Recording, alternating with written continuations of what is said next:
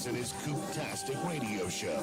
We'll be back in a flash. KS 95.7. Hi, it's me, Gia Peppers. Tune in to More Than That live on radio this weekend or wherever you get your podcasts. This week, we're celebrating cookout season with barbecue pitmaster Mo Kasan. He'll share the best grilling tips, how to make the most of your leftovers, and the importance of gathering your family and friends over a good meal. This episode of More Than That is brought to you by Kroger, giving families the quality food they crave at prices they deserve. Kroger, fresh for everyone. I'd watch aunts and uncles put pork steaks on or some ribs and stuff, and, I wasn't able to really mess with it too much, but I started doing it on my own. It's a big thing to let somebody on the grill. We had cookouts all the time, either at my grandmother's house or our house or aunts and uncles, and we always celebrated we were cooking on the grill. Uncles and cousins playing dominoes, playing bones, drinking that VO, and those are positive memories that I have growing up. Here's your updated forecast from the KSOM and KS 95.7 Weather Center. Slight chance of thunderstorms tonight, otherwise partly cloudy skies. Lows level off around 64, winds out of the south around 5 miles per hour. Chance of thunderstorms tomorrow. Daytime highs approaching 78, overcast skies.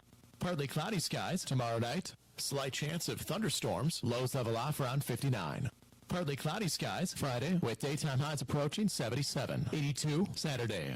A peek at the extended shows, 80 Sunday, 80 Monday, and 83 on Tuesday. I'm meteorologist Paul Trombley, and that's your updated forecast from Southwest to Iowa's Weather Source. Right now, 81. It's time for Atlantic Trojan Sports on KS 95.7 and live streamed at westerniowatoday.com. And good evening, Tom Robinson alongside Tyler Peterson and Roger Warne behind the camera. We bring you Hawkeye 10 Conference baseball action tonight. The Glenwood Rams in town to face the Atlantic Trojans at a sun-drenched evening. As we heard from Weather Eye, it's 81 degrees and virtually no wind here at the stadium here in Atlantic. Glad to have you along tonight on our live video stream, westerniowatoday.com, KS957, and on the radio here at 95.7 FM. Broadcast are brought to you by Olson's Outdoor Power, your one-stop service and equipment shop with locations in Atlantic and Carroll. Also brought to you by the First Whitney Bank. They're the only bank you'll ever need. First Whitney Bank. Body Basic. Call 254-BODY to get your body back to the basics. And the Seed Pros. They're by your side to maximize yields. From the word go, your Pioneer Pros, John Becker, Mark Van Tiger, Gary Denkla, and Nick Knudsen. Also brought to you by Cass Health. Their neighbors caring for neighbors and Outfitters Plus Outlet Store, your home for personalized sports apparel in Atlantic. And the Super Bowl. Grab the gang and head to the Super Bowl for Glow Bowling every Friday and Saturday night. And Swida, safe, reliable Swida for all your transportation needs. Stein Seed. As Stein has yield, contact Darren Petty, your local Stein representative. Atlantic Ag and Auto, your locally owned full-line CarQuest retail store in Atlantic. And brought to you by Rolling Hills Bank and Trust, a hometown bank for hometown people, a member FDIC.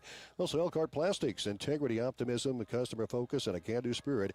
Go to MyersIndustries.com/careers to fill out an application. And the Fish Store and Pet Center, your local one-stop shop in downtown Atlantic. Back with more right after these. Gas prices got you down? Need a ride to work or the grocery store? There's public transportation for everyone in Southwest Iowa. SWITA offers taxi service in Atlantic, Glenwood, Harlan, Missouri Valley, Red Oak, and Shenandoah.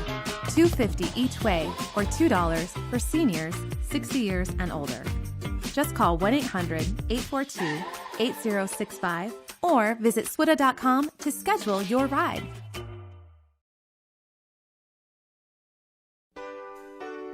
First Whitney Bank is the longest-standing locally owned bank in Atlantic, and as such, we take pride in how we serve our community. For generations, we have been involved with our customers and their families by getting involved in community events and by supporting technology and teaching financial literacy in our schools. You'll also see our support of athletics on the scoreboards at home events. It's this involvement that allows us to know our customers and their families for generations. First Whitney Bank, the only bank you'll ever need. Member FDIC.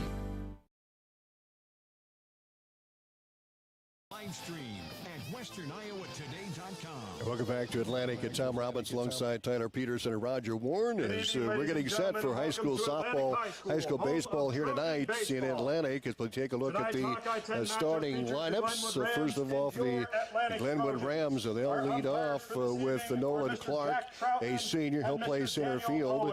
And batting second, playing shortstop, Kate Anderson, a senior. Batting third and playing third base, Trent Patton. Batting cleanup, Brody Taylor, he'll play right field. Batting fifth will be Ben Carlo, he'll be at first base. And batting sixth, Brennan Anderson at second. Batting seventh will be Nolan Allman. He'll pitch for the Rams tonight. We'll get his numbers coming up here in a moment. And Britt Maxwell will bat at the eighth spot, and he'll be the catcher for the Rams.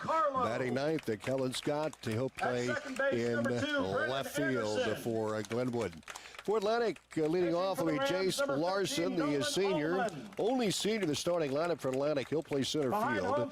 Batting second, Hudson McLaren, a sophomore shortstop.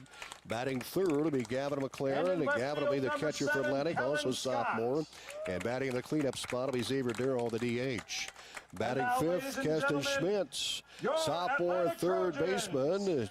Batting sixth will be Colin Harris, freshman second baseman. Batting seventh, Colin Rudy. He'll play right field, and batting eighth will be Jack Muddle, the pitcher for Atlantic. And batting ninth will be Tristan Hayes, and Tristan will play in left field. And Tyler Peterson joins us. Roger Warne joins us here. And Tyler, when you look at these two teams, that's really a stark difference as far as experience. You know, for Glenwood, they go senior, senior, senior, senior, sophomore, sophomore, senior, senior, senior in their lineup. And when you look at Atlantic, they are a young team with just one senior starting.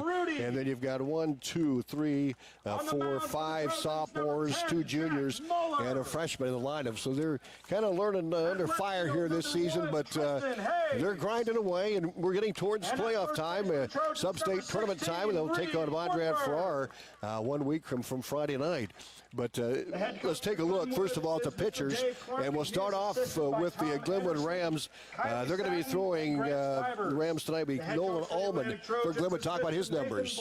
And he is assisted by Orrin Perkins and Bodie Johnson. On the year, 29 innings pitched. This guy is a stud on the mound. Leads the team ERA 1.9. ERA only allows 1.16 walks and hits per inning. So this guy's going to throw strikes. He's going to make the other team put it in play, and that doesn't happen too often against him. We're going to have our national anthem here coming up, so we'll pause for that, and we'll talk about Jack Muller, the pitcher for Atlantic, coming up right after these. People spend their life. Olson's Outdoor Power is your one-stop service and equipment shop for all things outdoor. We sell the best power sports products in the business, from Polaris, Can-Am, Sea-Doo, and Ski-Doo, trailers to tackle any job from H&H, Triton, and Wilson, and we continue to lead the way in lawn and garden equipment with great products from Exmark, Dixie Chopper, Husqvarna, Cub Cadet, Steel, and Echo. Add factory-trained technicians in 2 locations, and it's easy to see why Olson's Outdoor Power is the leader in all things outdoor. Olson's Outdoor Power, your one-stop service and equipment shop with locations in Atlantic and Carroll.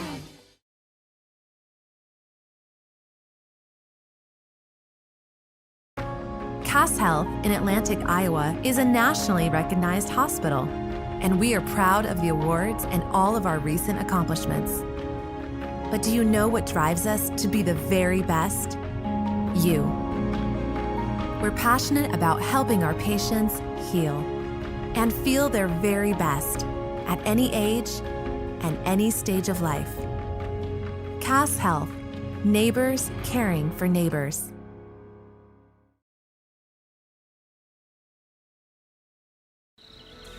Nobody has delivered more high-yielding Enlist E3 soybean genetics to the marketplace than Stein. That means your local Stein representative can provide you with the product knowledge and seed genetics to help you maximize profits on every acre you plant. Discover yield plus experience by partnering with the undisputed leader in Enlist E3 soybean genetics. Learn more at steinseed.com. Stein has yield. Is Jack Muller, the sophomore left-hander, warms up for the Trojans. Let's talk about his numbers, Tyler. Yeah, you know, only a sophomore on the mound. Has 5 appearances, 4 starts this year. 0-1 record, but these guys coming in more in relief. 15 innings pitched on the season so far, 6.26 ERA. but a lot of that is only 14 earned runs, 16 runs given up on the year, so 2 of them unearned. But the biggest thing today for them will be when Glenwood does put the ball in play, how will the defense be for the Trojans? Excellent. As we take a look at the Hawkeye 10 Conference, the Rams have had a great season. They're 13-5 in the top 3 in the conference, 16-6 overall, and leading the league is Clarinda. They are 20-3 and 18-1 in conference play. They've got a great chance in that Class 2A sub-state.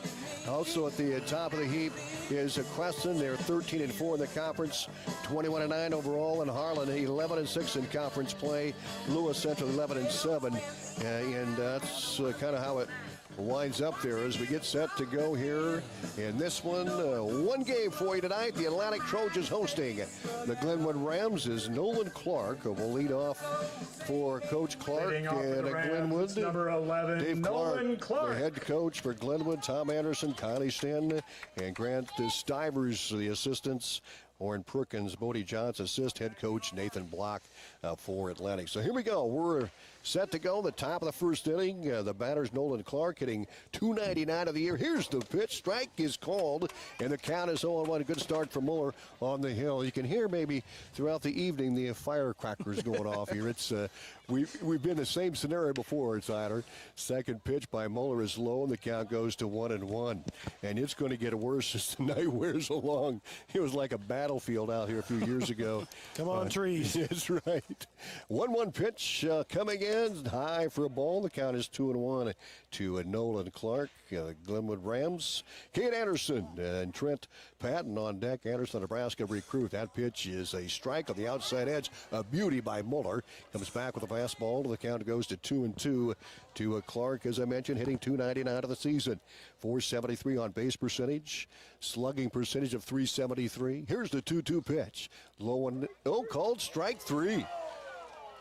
Clark called out what appeared to be a pitch low and in, but number 8, the a shortstop. strikeout for Muller right out of the gate. Well, you know, if you're Muller, that you just absolutely love that. It's going to be a pitcher zone tonight off of that, but I'm kind of surprised I'm not seeing Glenwood swing the bat a little bit more in the first at bat. You know, Atlantic's been struggling this year. The key for Glenwood tonight is going to be getting ahead early and getting Atlantic in a hole. Here's the pitch to Caden Anderson. That one's outside. The count is 1-0. What a career Anderson's had for the Glenwood Rams. All-around athlete. Oh, boy.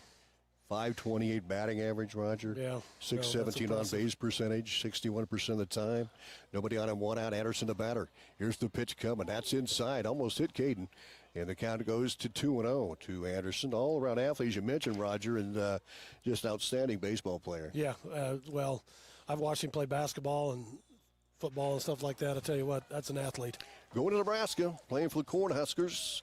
Here's the 2-0 pitch to Kate Anderson. That's high for ball. The count is 3-0, and Jack Muller well aware of this young man at the plate, Tyler. Well, yeah, if you're Muller right here, just throw a waste pitch. No reason to get yourself in a bad count right now, more than 3-0, as there's a ball high right there. Kind of a good pitch. See if you can get him to chase one instead of having him drive one out of the park and Glenwood getting hit early. So a walk drawn by Kate Anderson. The Rams have one on and one out here at the top of the first inning. And Trent Patton will step the plate for Dave Clark and the Rams. Patton is senior third baseman. Bats from the right side and hitting for 29 of the year. Muller out of the stretch brings the pitch outside. That's a strike called, excuse me. Count 0-1 to Trent Patton, and the firecracker ball. You weren't lying. Here we go. It's all around us. Here's the 0-1 pitch coming in. Swung on. That one's hit to left field, base hit. On to second base, Anderson. He's going to go to third. He's going to round third, gets the green light. He's going to head for home, and the Rams up 1-0. And Patton with an RBI single goes to second base on the throw.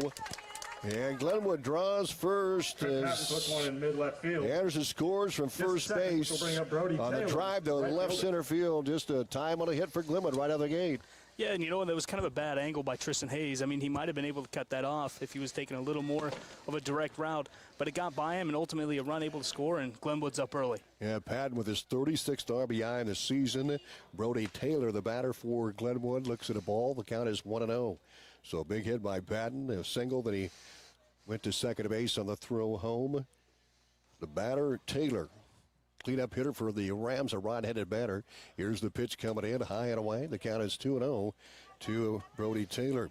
So Nolan Clark struck out looking, and then Anderson with a walk and Patton with the RBI single. At second base is Patton. Here's the pitch, high for a ball. Count is 3-0 to Taylor with Ben Carlo on deck for Glenwood here in the top of the first inning. Taylor hitting .273 of the year. Will probably hold the bat on this pitch here. Here's the pitch by Muller. That's a strike. The count 3-1. Good pitch on the inside edge. Rams are right in the thick of things at Hawkeye 10, but boy, Clarinda, what a year they're having. Just 3 losses on the season, and they'll be in the 2A sub-state or districts, however you want to call it, and they've got a great chance. Ball 4 to Taylor. Second walk given up by the sophomore Jack Muller. Now the Rams have runners at first and second with only one out here at the top of the first inning. And Ben Carlo, the left-handed hitter, will step in.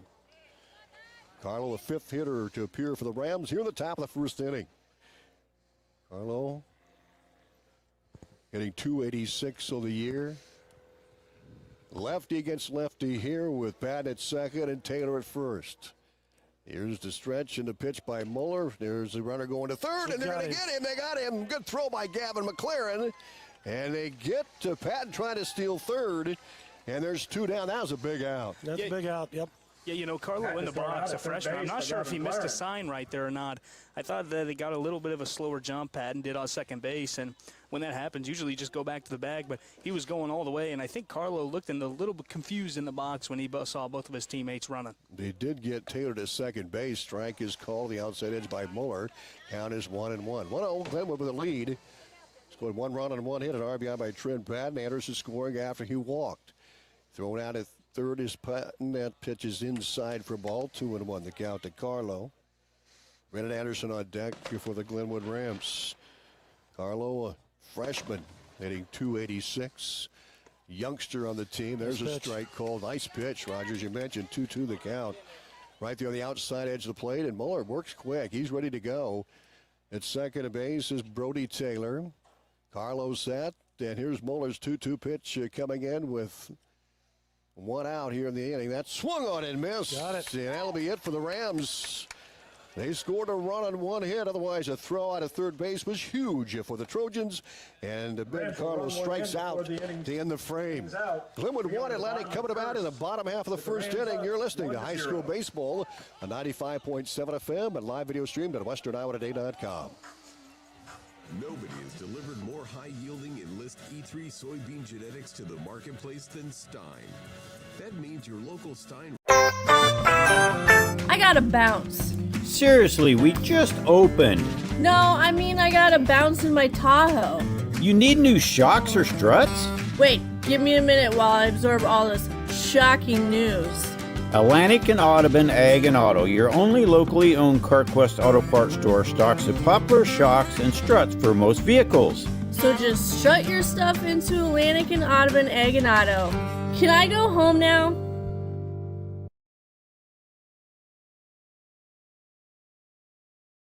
Gas prices got you down?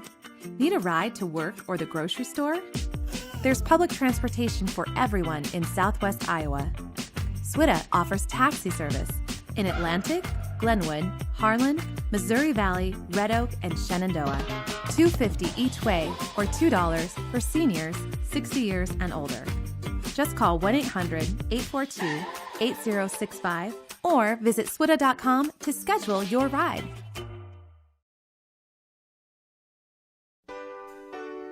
First Winnie Bank is the longest standing locally owned bank in Atlantic, and as such, we take pride in how we serve our community. For generations, we have been involved with our customers and their families by getting involved in community events and by supporting technology and teaching financial literacy in our schools. You'll also see our support of athletics on the scoreboards at home events. It's this involvement that allows us to know our customers and their families for generations. First Winnie Bank, the only bank you'll ever need. Member FDIC.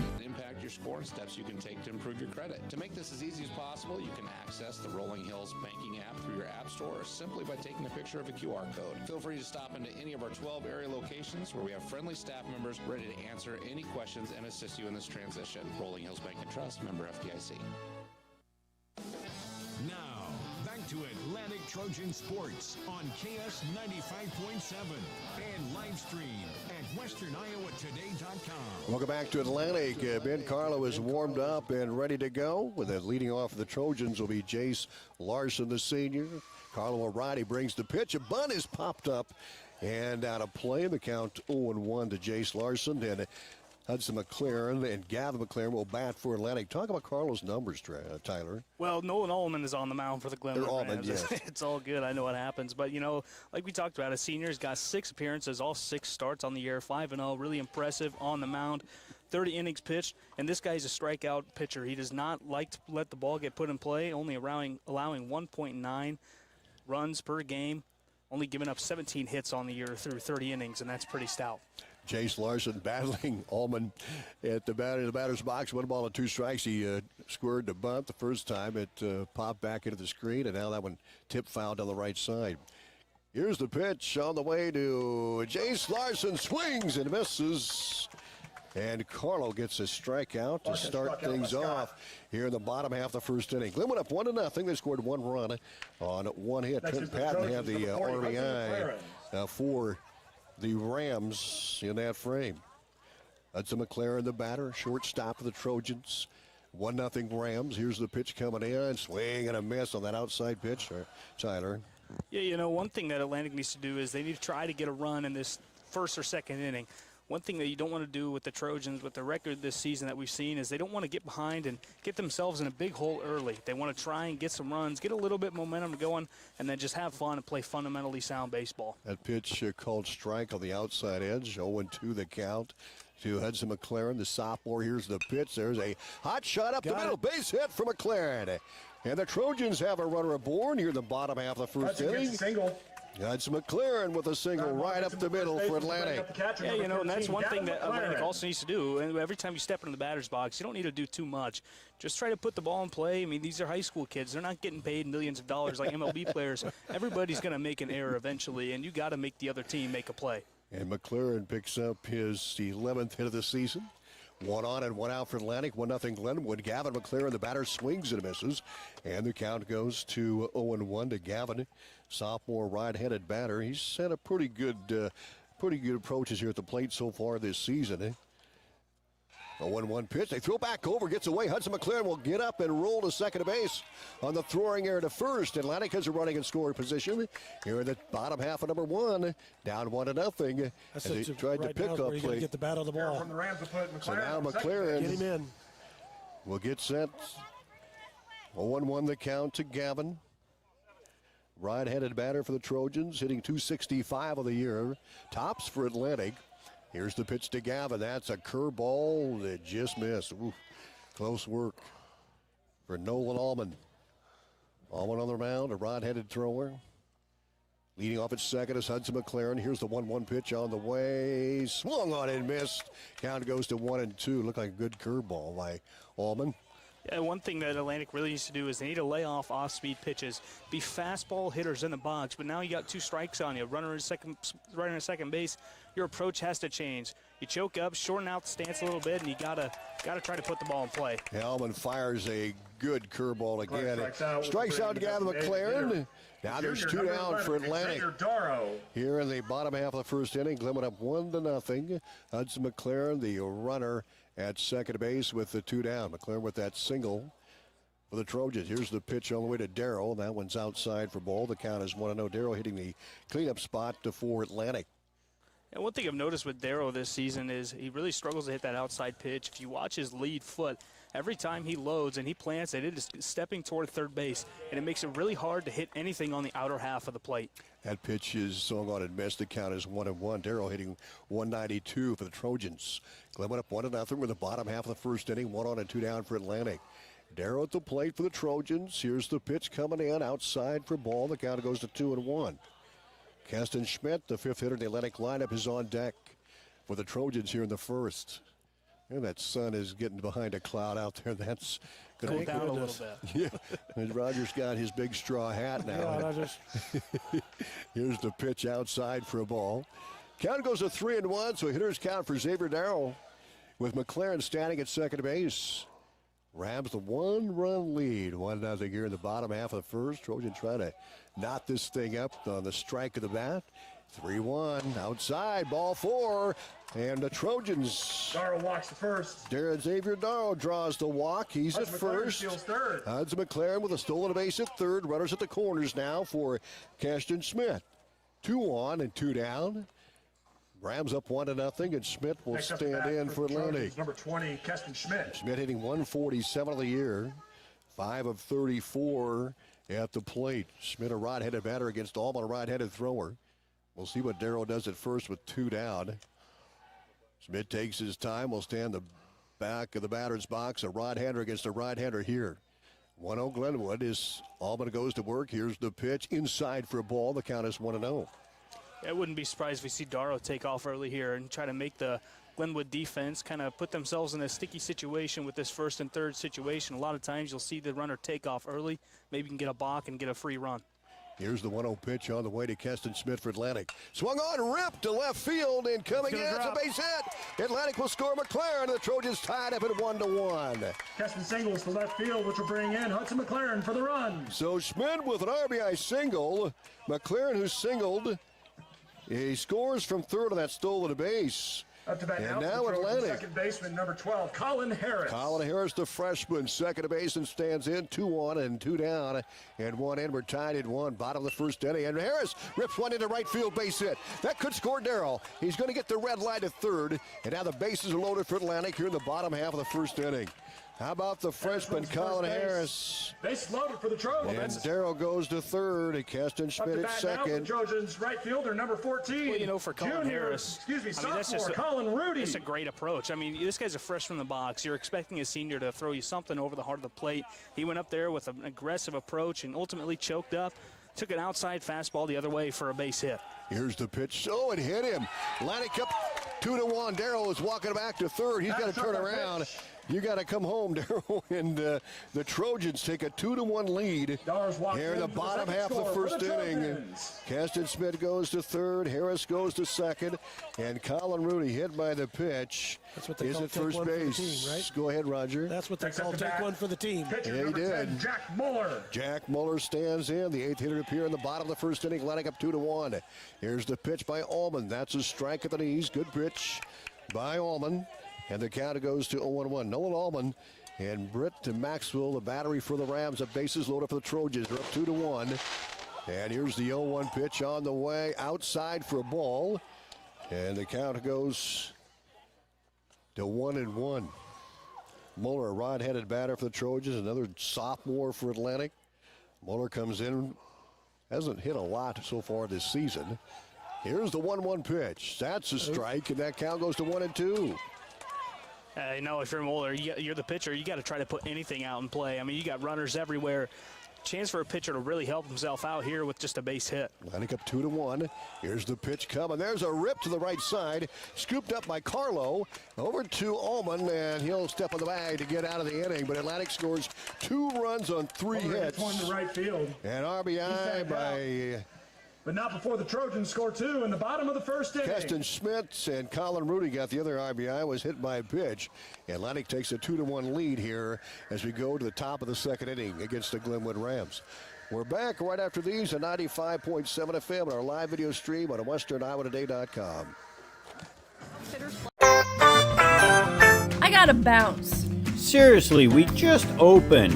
No, I mean I gotta bounce in my Tahoe. You need new shocks or struts?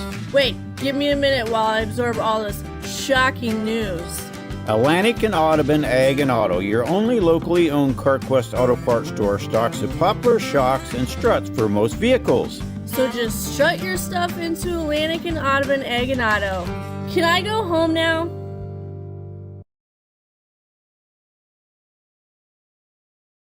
Olson's Outdoor Power is your one-stop service and equipment shop for all things outdoor. We sell the best power sports products in the business, from Polaris, Can-Am, Sea-Doo, and Ski-Doo, trailers to tackle any job from H&H, Triton, and Wilson, and we continue to lead the way in lawn and garden equipment with great products from Exmark, Dixie Chopper, Husqvarna, Cub Cadet, Steel, and Echo. Add factory-trained technicians in 2 locations, and it's easy to see why Olson's Outdoor Power is the leader in all things outdoor. Olson's Outdoor Power, your one-stop service and equipment shop with locations in Atlantic and Carroll. and live streamed at westerniowatoday.com. Brennan Anderson will lead off for the Rams here in the top of the second. Atlantic up 2-1. 2 runs on 3 hits. Here's the pitch on the way by Jack Muller, and it is a strike call. Oops, he just missed. I'd agreed with you. I think he fooled the umpire on that one. I'm not going to lie to you. We better wait for the signal next time. What a beauty. That was a beautiful pitch inside for ball. That's definitely out of the zone. 2-0 the count. Muller facing Brennan Anderson, the sophomore second baseman for Glenwood. Atlantic up 2-1. We're in the top of the second. That pitch is a strike, and the count goes to 2-1. Nice pitch on the inside edge by the sophomore left-hander, Jack Muller. Brennan Anderson at the plate for Glenwood. That's a strike call. The count goes to 2-2. Muller comes firing back. I like the way he works. He doesn't waste any time. Anderson steps out of the box to slow him down. 2 balls and 2 strikes. Anderson leading off the top of the second for Glenwood. Down a run. Here's the pitch. That just missed. Curveball just missed the outside edge. Anderson, a right-handed hitter, hitting .246 on the year for Glenwood. Here's the 3-2 pitch. Ball 4. Third walk given up by Anderson earns the walk. Jack Muller. And Anderson leads off the top of the second with a base on balls. Here comes Nolan Allman, the pitcher for Glenwood. Left fielder number 7, Kellen Scott. Yeah, if you're Jack Muller, that's just not how you want to start off the inning. Your offense goes out, puts 2 runs up, gets you the lead back again, and one thing you really don't like to see as a defense and as a coach is the leadoff walk, especially when you have the lead early in these innings. Kellen Scott, is the batter for Glenwood with 1 on here in the top of the second inning, lining up 2-1. Here's the pitch thrown back over, and the Anderson back in safely. So Kellen Scott, I had him down as a 9th hitter in the lineup there. We're going to have to change that here. At the plate for Glenwood. That pitch is a strike call. Throw to first. Not in time. Oh, they got him. They got him. Looked like he was a late throw. And Anderson picked off at first base. Gab McLaren getting it down the line.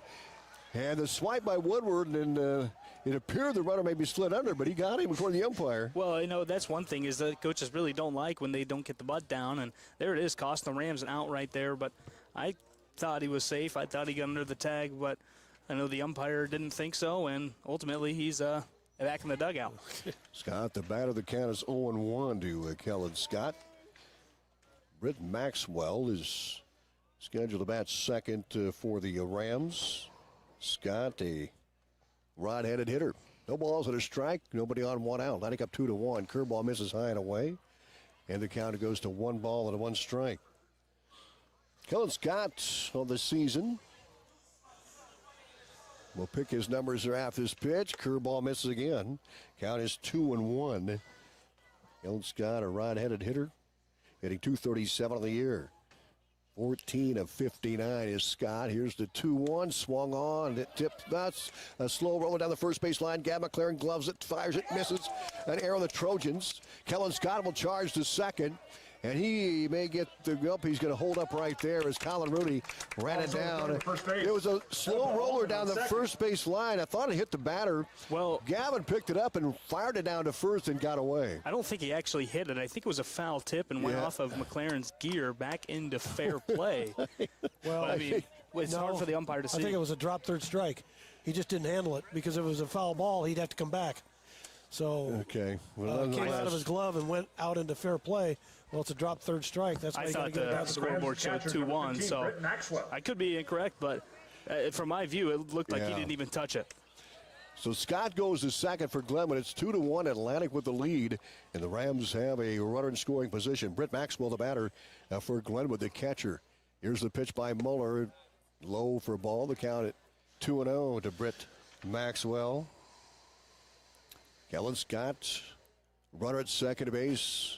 Muller in the stretch. Here's a 2-0 pitch. That one's inside, 3-0 the count. Here was Kellen Scott to third as the ball dropped on the pitch. And now the Rams have a runner 90 feet away. And the count goes to 3-0 to Maxwell. Maxwell, a right-handed hitter. 2-1 Atlantic. We're in the top of the second. Rams hitting Maxwell, then Muller goes in the stretch. Here's a 3-0 pitch. Ball 4. So Maxwell draws the walk. Forward will advance. Now the Rams have runners at first and third with one out here at the top of the second. Scott at third. Bottom of the lineup for the Rams, left fielder number 6, Kellen Scott. I'm not sure what's going on. The lineup card I think we got was a little bit incorrect with some of the numbers. But now he's got 2 Kellen Scotts. I think I think you had it right the first time. I think it was Nolan Allman batting in that 7th spot. So here's the pitch coming in, high and away. There goes the runner down to second base. Runners at second and third. Now with one out. Still second base. So Maxwell's at second.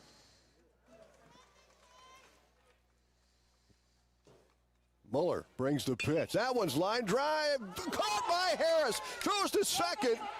And they're going to get the double play by the Trojans. Double play, and the Trojans get out of it.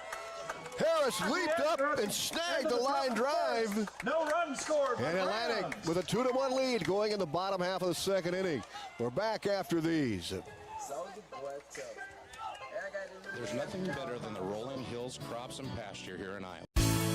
At Outfitters Plus in Atlantic, you'll find all the latest in custom apparel and headwear. Head to Outfitters and work with the design pros to make your customized tees, team apparel, and personalized swag for your business a reality. Whether it's fan apparel for your high school or youth sports teams, your business, or you just want to make something your own, you'll have everyone saying, "Where'd you get that?" Don't forget, Outfitters will also add your group store online to make ordering a breeze. Get personalized at Outfitters Plus Outlet Store in Atlantic. Stop by today.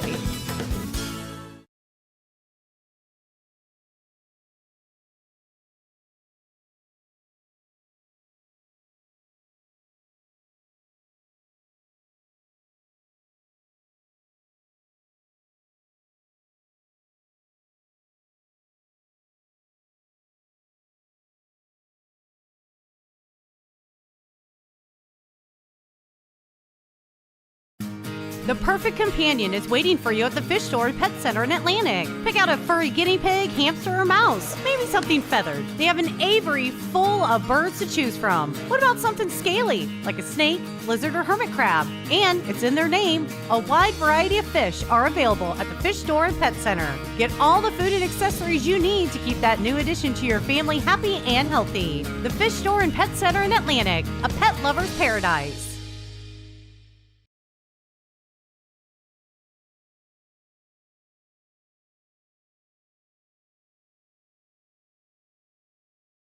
Atlantic up 2-1 as we go the bottom half of the second inning in this Hawkeye 10 Conference baseball game. Tristan Hayes will lead it off for Atlantic. Going back to Muller, he entered that inning. And the left fielder, junior number 1, Muller, Tristan Hayes. At the bottom of the first inning, we had Muller ground out. To first base, Yep, you bet. So the batter now is Tristan Hayes. The ninth hitter of the Trojan lineup. It's a 2-1 Atlantic lead with the bottom half of the second. Allman on the hill. Here's the pitch coming in. A bunt down the third base line. Charging, throwing, and they get him out. Patton with a good throw from third. And they're able to get Hayes out at first base. A good bunt, though. Just a little bit too much mustard on it. Yeah, you know, as soon as Patton saw him square, he starts sprinting in. And he ultimately, it's still a tough play because you got to break down some of the grass. You don't know what kind of hop it's going to take, but he read it perfectly. He found himself in the right position and ultimately made the play. Jace Larson, the batter for Atlantic, the leadoff hitter. Nobody on, one out. That one's popped up, and it may be playable by Maxwell. Coming to the netting, it couldn't quite get it. So Jace Larson stays alive here in the bottom half of the second inning. Well, you know, we haven't really seen Atlantic get too many breaks like that all season. I mean, here they are. They're playing well. They're having fun. This is the most fun I've seen them have all year long. I mean, out on the baseball field. And when you're having a good time, you're playing well, things tend to go your way a little bit. That one just popped out of Britt Maxwell's glove right in front of the netting here. Behind the plate, the count is 0-1 to Larson. Here's the pitch outside for ball. Larson struck out swinging his first time up. Then Hudson McLaren got that single. Ended up scoring on Caston Smith's RBI single. 1 ball and 1 strike to count. Bottom of the second. Here's the pitch. Almost hit him. And the count goes to 2-1 to Larson. See if Hudson McLaren can keep his batter rolling here. Boy, had a big hit there to score a run. Also, Xavier Darrow scored. He was hit by a pitch and walked in. That pitch is swung on and tipped foul. Caston Schmidt hit by a pitch, or Colin Rudy hit by a pitch. He gets the RBI, and Darrow scored with the bases loaded in the bottom of the first inning. Put Atlantic up 2-1. Nobody on, one out for the Trojans here in the bottom half of number 2. Allman goes to work. Here's the pitch, a ground ball to second. There is Anderson. He'll scoop and fire, and there's 1 out, 2 down for the Trojans. 4-3, a routiner to Brennan Anderson over to Ben Carlo. Yeah, that was a really great play by Brennan Anderson. Those slow little rollers are kind of hard to judge, but ultimately he found himself at second base. And playing at the grass, you have the most time in the infield when you're playing at second base to get one over to first base, and got it right after the lip, so he didn't give himself an in-between hop, fielded it correctly, and made a nice routine play to first base. Hudson McLaren at the plate. That pitch is high for ball. The count 1-0. Atlantic with a 2-1 lead. Nobody on it, 2 down on their side of the second. Softball game is scoreless. Glenwood hitting the top of the third. 1-0 pitch. Swung on and popped up infield. First baseman Carlo in foul territory makes the grab. And Atlantic 3 up and 3 down here in the bottom half of the second inning. We'll be back with the third inning. Glenwood coming back down by a run. A 95.7 FM and live video stream at westerniowatoday.com. Rolling Hills Bank and Trust. Here at Rolling Hills Bank and Trust, we're dedicated to agriculture. That's why we offer various services that fit your growing ag needs. All our decisions are made locally by experienced lenders that truly understand the unique challenges of your operation. We're large enough to handle all your lending needs, yet small enough not to lose that personal touch. Our dedicated loan officers want to work with you to help your operation grow and thrive. Feel free to stop in and talk about how we can help your business succeed. Rolling Hills Bank and Trust, member FDIC.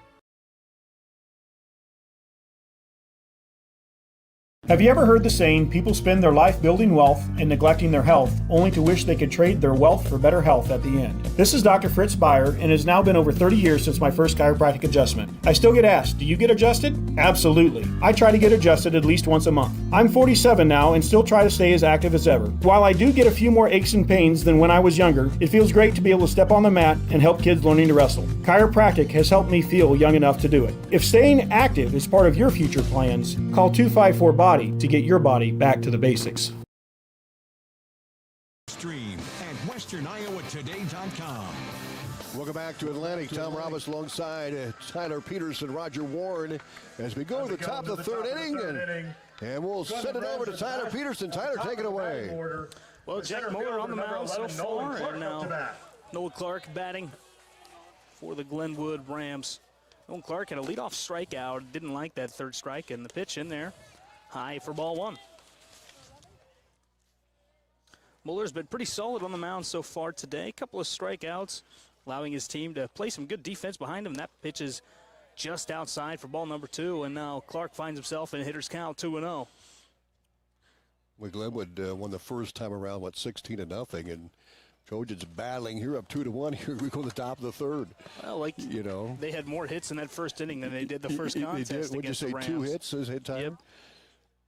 A 3-0 pitch is Clark shows bunt. That one is a strike. And now it's 3-1. Atlantic leading 2-1. The pitch from Muller. That one fired off into high right field as Rudy settles under it and makes the play for out number 1. Colin Rudy got his eyes on it all the way. A lot of air underneath that one. He just drifted to his right and was there to make the catch. Rudy did not start in right field when this season began way back in May, and he's found himself a spot, hit the ball right out of the gate, and now he's got a solid right fielder. Caden Anderson up to hit now, and batting .528 on the year. Got walked his first time up as that pitch misses high and away from Muller. Anderson, 9 home runs on the season. That's pretty. 40 RBIs. That pitch in there for strike 1. 1-1 the count after the outside fastball in there for strike. Shortstop leading the team in almost every hitting category on the year. That one misses low and away from Muller. Lefty on righty. You know, I tell you what's impressive is he has 73 bases so far this season. I mean, that is a terrific. When you look at the rest of the numbers there, that is just sticks out like a sore thumb. Well, you know, a slugging percentage of over 1,000 is extremely impressive, especially in the MLB. I know that doesn't happen too often, but 3-1 the count. Not where you want to be if you're Mueller. Atlantic leading 2-1. The pitch. That one turned on, and see you later, ball. There was no question about that one. Wow. Anderson hits deep left for the home run. That ball sailed into the yard across the street. I saw it bounce, and maybe, and I'm not going to, this isn't confirmed, but I thought I saw it bounce and maybe hit the porch in that tan house on the left field fence, but I know it wasn't out there. Well, I was holding my breath. Well, that's what happens when you have a guy like him batting, and now one swing of the bat, it's a tie ball game, and Mueller saw that one off the bat and just asked the umpire for a new ball. I've been in that position before. It's not very happy. It's not very fun being in that spot. But 2-2 now. After the single home run from Caden Anderson, his 10th on the season. 41st RBI, too, on the year for Cade Anderson. My goodness. And that's a really good pitch right there from Mueller. Backdoor breaker in there for a strike right after the fastball. As Patton, the third baseman, had an RBI double in his first at-bat. Batted in Caden Anderson as that ball misses high for ball one. 1-1. Brody Taylor on deck. He reached on a walk his first time up. 2-2 Atlantic hosting the Rams of Glenwood. Glenwood with 2 hits, Atlantic with 3, and the 2-1 pitch from Mueller. That one skied into left field, and Hayes settles under it, and that one is retired for out number 2. It didn't quite have that pop, but we were Anderson's. Nope. But that Hayes right there playing perfectly, Tyler. Yeah, the one off of Anderson, you knew it just as soon as it hit the bat.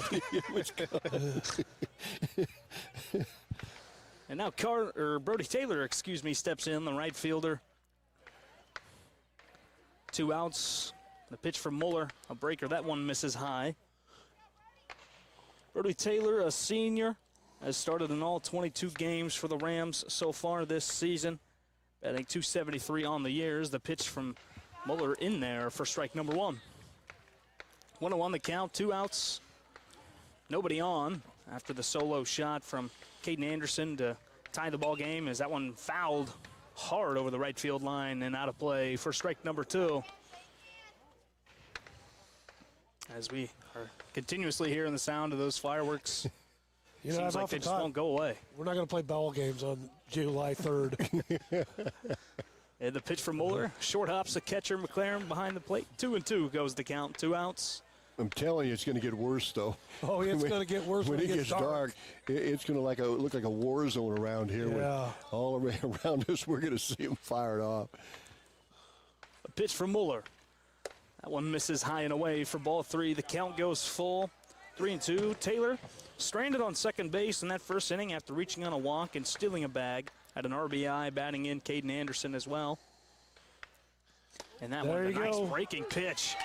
Called strike 3, and Taylor thought he was headed to first base. I didn't think so. I thought it was in there for a strike. Good curveball by Mueller and dropped right down in there. He did give up a home run, but the Trojans, Jack Mueller, battling here for the Trojans as we're through 2.5. Tied at 2 on Cade Anderson's bomb over the left field fence. Their life building wealth. At Outfitters Plus in Atlantic, you'll find all the latest in custom apparel and headwear. Head to Outfitters and work with the design pros to make your customized tees, team apparel, and personalized swag for your business a reality. Whether it's fan apparel for your high school or youth sports teams, your business, or you just want to make something your own, you'll have everyone saying, "Where'd you get that?" Don't forget, Outfitters will also add your group store online to make ordering a breeze. Get personalized at Outfitters Plus Outlet Store in Atlantic. Stop by today.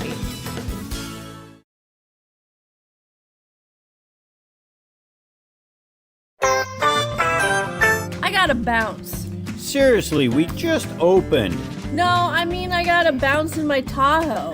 You need new shocks or struts? Wait, give me a minute while I absorb all this shocking news. Atlantic and Audubon Ag and Auto, your only locally owned CarQuest Auto Parts store, stocks the poplar, shocks, and struts for most vehicles. So just strut your stuff into Atlantic and Audubon Ag and Auto. Can I go home now? Olson's Outdoor Power is your one-stop service and equipment shop for all things outdoor. We sell the best power sports products in the business from Polaris, Can-Am, Sea-Doo, and Ski-Doo, trailers to tackle any job from H&H, Triton, and Wilson, and we continue to lead the way in lawn and garden equipment with great products from Exmark, Dixie Chopper, Husqvarna, Cub Cadet, Steel, and Echo. Of our 12 area locations where we have friendly staff members ready to answer any questions and assist you in this transition. Rolling Hills Bank and Trust, member FDIC.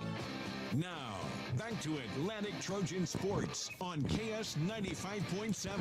Welcome back to Atlantic as we're going to the bottom of the third inning. Gavin McLaren at the plate and swings and misses. Count goes to 0-2 as the Trojans and the Rams are tied up. Tyler, take it away. Yeah, 0-2 the count as Gavin McLaren steps in. He struck out his first time at the dish, and the 0-2 pitch, that one breaking ball away. That one flied out to deep right field, and Taylor settles under it, makes a leaping catch for out number one. Gavin throws deep right. Xavier Darrow heading to the plate now. Had a RBI base hit. Got a walk in that first inning. Next up to bat for the Trojans, scored 2 runs. Number 11, designated hitter Xavier Darrow. Darrow spent a lot of the year playing at third base, has been moved to the designated hitter role. As Allman with the pitch, that one misses low and away for ball one.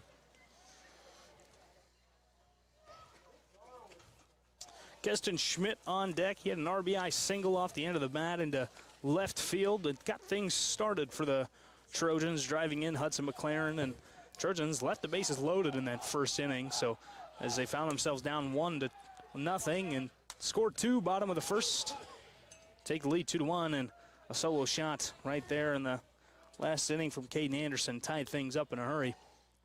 A 2-0 pitch to Darrow. That one misses low and away for ball 3. Softball game. It's 2-0 Atlantic now with the lead. Batting up now, Glenwood batting in the top of the fourth inning, and Glenwood won the first time around 8-6 over the Trojans.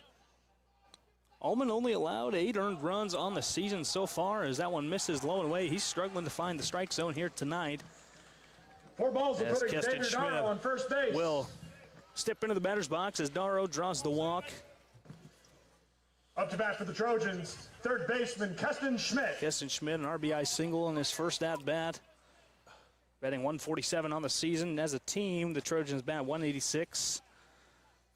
Not exactly where you want your numbers to be, but they find themselves in a tight one so far tonight. 2-2 in the bottom of the third inning. That pitch misses inside for ball 1.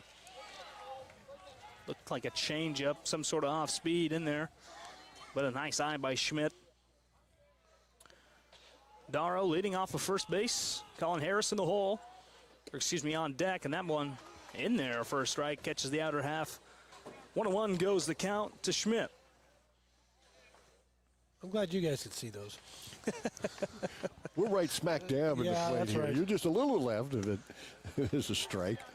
And that one catches a piece of the black. 1-2 goes the count on the outer half. There it is again. 1 out in the inning so far. Gavin McLaren, a leadoff fly ball into right field, was caught by Brody Taylor, and that pitch misses low.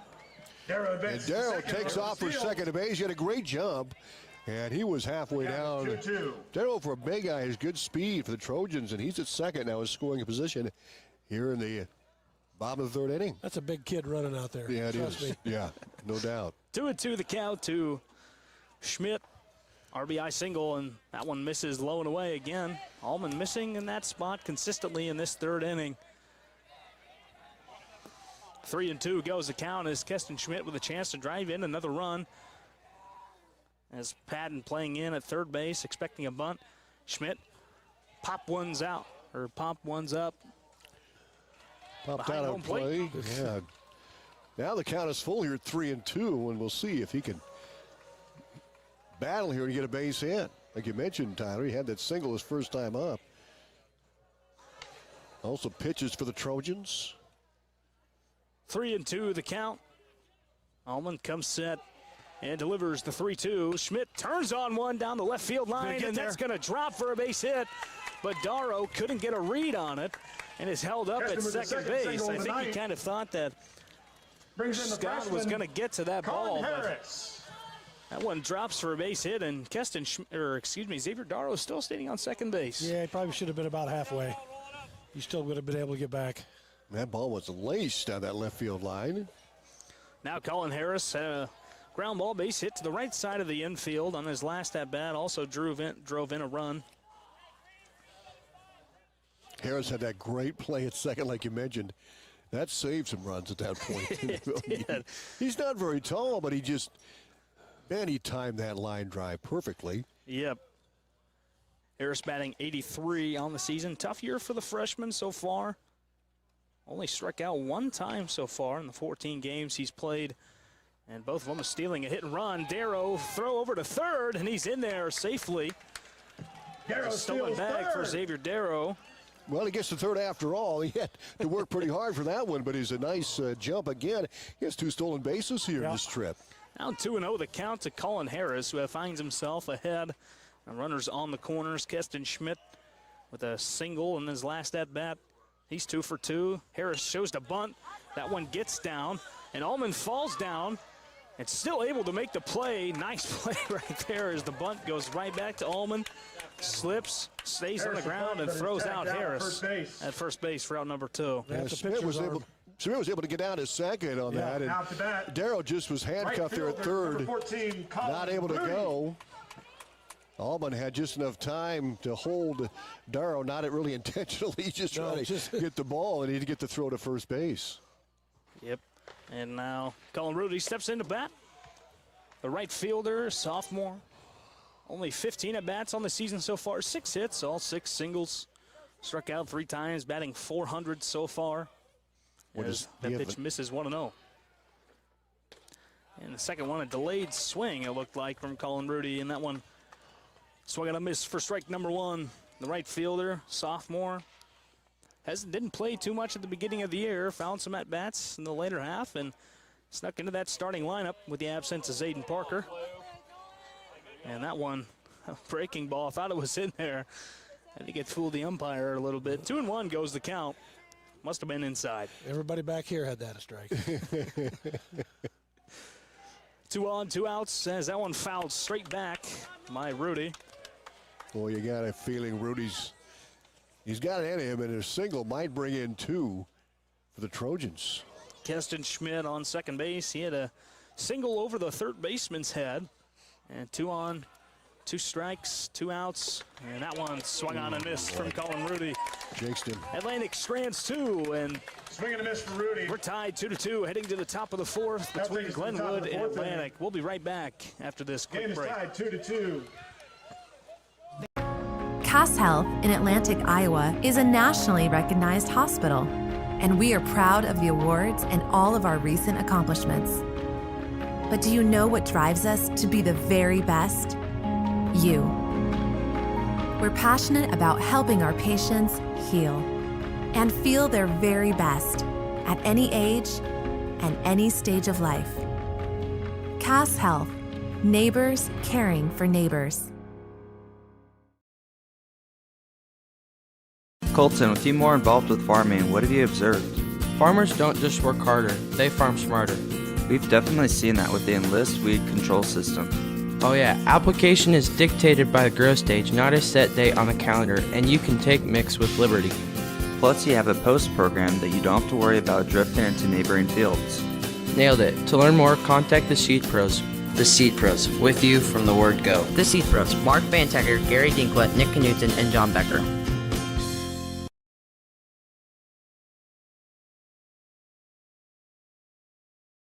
Baseball field as we are about underway at the top of the 4th inning.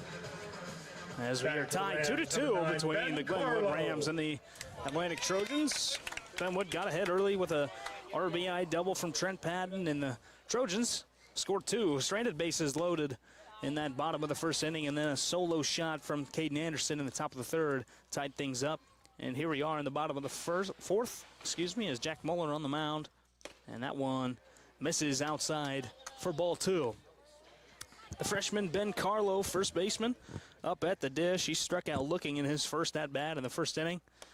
Lefty on lefty here, and that one misses away for ball 3.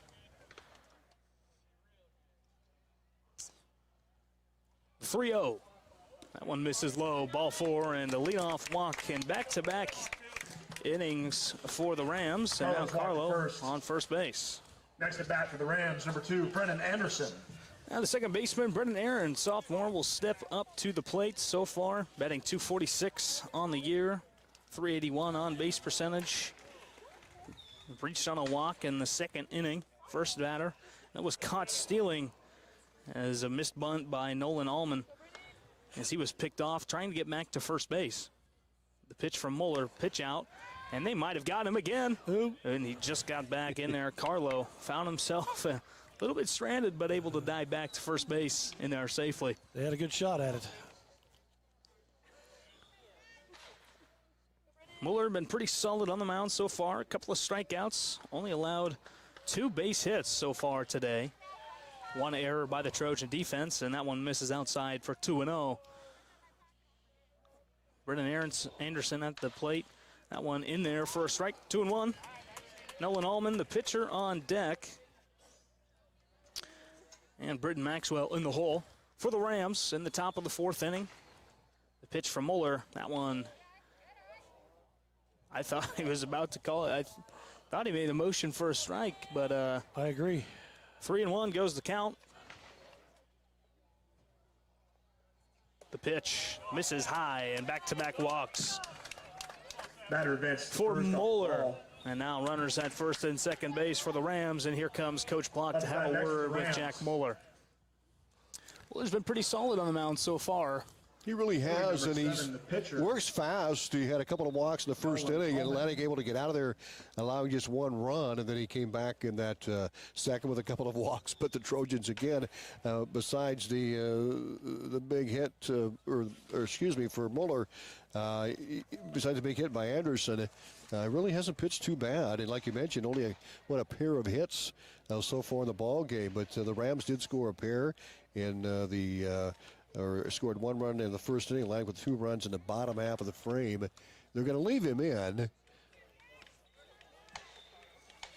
So we'll see what the lefty can do here. Probably a pretty good timeout, a good meeting there. Yep, the senior Nolan Allman will step up to the plate.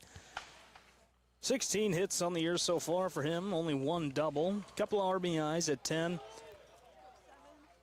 As Muller comes set, runners on first and second. That one bunted, foul play.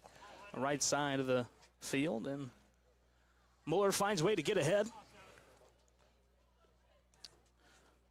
Now that pitch thrown inside. There's really 2 good pitches when you see a guy's going to score on a bunt. That's one a high fastball, and then throw it right at him, and that's what he did there. As a second baseman, Colin Harris storms in to cover for a bunt. And Allman swung away. Harris was about in his grill there, and that coming down in. 0-2 the count. The pitch from Muller, that one misses high for ball 1. 1-2 goes the count. As Carlo got things started for the Rams, a leadoff walk. Brendan Aronson walked in the last at bat. So 2 on, nobody out in the top of the 4th. That one a high breaker, misses. 2-2. Allman batting .281 on the season so far. Struck out 14 times this season. And the pitch swung on and missed for strike 3, and he should automatically be out at first base. They didn't think the runner stole in time, but there's a dead ball. I'm not sure exactly what's happening, but Carlo came all the way around from second base to score, and the umpires, I thought, blew the ball dead. Well, first base was occupied, wasn't it? That's what I thought as well. It's not a dead ball. But first base was occupied, so he's out. The batter should be automatically out. Yes. First base was occupied. Doesn't matter if they're in the process of stealing or not. Right, but now you've got to go back because the runner scored from third, and they didn't blow the ball dead right away. A lot of confusion right now. A lot of confusion, and they're going to have to sort this out. So you had a runner at first base. It was a drop third strike. With the runner on first base, Allman automatically should be out. Yes. And then Woodward dropped it on the transition, in my opinion. And so the runners at first base automatically out. But Glenwood, the runners took off as soon as that ball was dropped by McLaren behind the dish. And that's perfectly legal. Yes, and then but Woodward dropped it on the transition, and Carlo came all the way around to score. So I'm not too sure why this run shouldn't count. Well, yeah, Carlo even was though second, the umpires did blow they put their hands up. They called time in the middle of the play. but they didn't call the. Was that like an inadvertent whistle, something like that? I'm not sure. We'll see. So what the situation is, we had runners at first and second for Glenwood. Carlo was at second, and Brennan Anderson at first. There was a drop third strike, and they're going to, I believe, this is going to be right. Now Coach Clark is going to come out, and he's going to give his 2 cents worth because there was a runner at first. I think they're allowing the run to score. No, they're putting him back. They are putting him back They're on. putting it back on, I believe. Second and third. But the one thing we can agree on is Nolan Allman should be out. Yes. That is what they called. They did call him out. Now the question is going to be whether to let the runners score here, whether Carlo is allowed to score for Glenwood. Brennan Anderson's at third right now. We'll do a great game recap here while they discuss this. In the first inning, Glenwood did score one run on Trent Patton's RBI single. They took a 1-0 lead, but Atlantic responded the bottom half of the frame with Hudson McLaren getting a single. And then Xavier Darrow walked. Caston Smith, an RBI single. The bases were loaded for Atlantic. Colin Rudy hit by a pitch, and that allowed Darrow to come home to give Atlantic a 2-1 lead. But then Glenwood came back in the third with a home run, and it was a loud one by Kate Anderson. And that tied the game at 2-2. And now we're in the top half of the fourth inning, and the Rams had 2 on and nobody down with Allman at the plate. And there was a drop third strike. They threw down to first. There was contact at first base as well, and that's another thing. Well, yeah, I agree with you, but the contact was just part of the play. But he should have been out automatically. He was out automatically. Yes. Now, the second, So they're going to allow, so it appears they're going to allow, right now we see, they're going to. Yep, they're not going to allow any. Yep, the runners are going to have to go back to the base paths. And the batter is out. The batter is out, so Allman is out at first. So Atlantic catches a little bit of a break right there. Yeah, so they're going to allow their runners to advance. So Carlo is at third, and Anderson at second base. And Brendan Anderson, at second base. And so there we go. Allman retired after the strikeout, and now Britton Maxwell up at the dish. 1 out so far as Mueller comes set. The pitch, that one misses low and away off the gear of McLaren as he can't squeeze it, and Carlo's going to score anyway. So 3-2, Glenwood takes the lead off of the pass ball as McLaren couldn't quite get a hold of it, didn't get over to block it, ladies and gentlemen, and it stuck by him. Maxwell for the Rams. As the catcher stepping up to the dish. Batting .233 on the year so far. Was reached, and that one lined over the head of Harris into the right center field gap, and that's going to score another one as Britton Maxwell, a line drive base hit into right center. Maxwell gets a single. Now Glenwood extends their lead to 2 after a pass ball scores Carlo, and Brendan Aronson scores on the RBI single from Britton Maxwell. Well, they got him home anyway after all that. And number 6, Brendan Anderson with the latest score. Kellen Scott. And Kellen Scott stepping up to the plate. .237 average on the year so far. Started all 22 games the Rams have played so far this season. As Mueller, a slide step. That one misses high, I believe, for a ball 1. Only out so far of the inning is Nolan Allman's strikeout. But the runners ultimately moved. And that one, a high fly ball into foul play. And Scott will come back. 1-1 goes the count as Woodward couldn't run it down. They called the catcher's interference. Oops. So Kellen Scott will head to first base. Britton Maxwell will reach second base. Top of the order for the Rams. So an error by the Trojans. And now things roll to the top of the order. Nolan Clark 0 for 2 so far on the day. Strikeout in his first at bat. And a fly out to right field in a second, and that one misses low and inside from Muller. Now runners at second and third. So the Trojans a little sloppy in this top of the fourth inning, as things could get out of hand if they don't pick it up here. Stolen bases by the Rams and put runners on third and second. As Maxwell gets to third, Kellen Scott at second base. That one misses for ball two. 2-0 the count to Nolan Clark. Caden Anderson on deck. Don't want to pitch to him if you don't have to. One out so far, and that one misses high. Ball three. Well, Coach Block made one visit to the hill here, and we'll see if Jack can get his control back. That one misses high for ball four, and a walk. Now bases juiced with Caden Anderson coming to the plate. 40 RBIs on the season. 10 home runs after the absolute bomb he hit at the top of the third. I mean, this is one of those you put him on and you save a run. And I think Coach Block's going to call a comes. timeout. And he's... Yeah, I mean, what do you do with a guy, Caden Anderson, coming to the plate, bases loaded? I've seen people put him on just to... Yeah. They'll sacrifice one. Well, and the thing is Trent Patton coming up also has 5 home runs and 35 RBIs. So a pitching change is what we will see from the Trojans, as Keston Schmidt will head to the mound. As now representing not a bad day on the mound for Jack Muller. Just a couple of unfortunate pitches. Found himself in a little bit of a hole there in the top of the fourth inning, as Glenwood leads 4-2 with bases loaded, and Caden Anderson up to bat. Well, as Schmidt warms up, we'll break away 4-2. Glenwood with the lead and still to plate in the top of the fourth inning. We're back after these.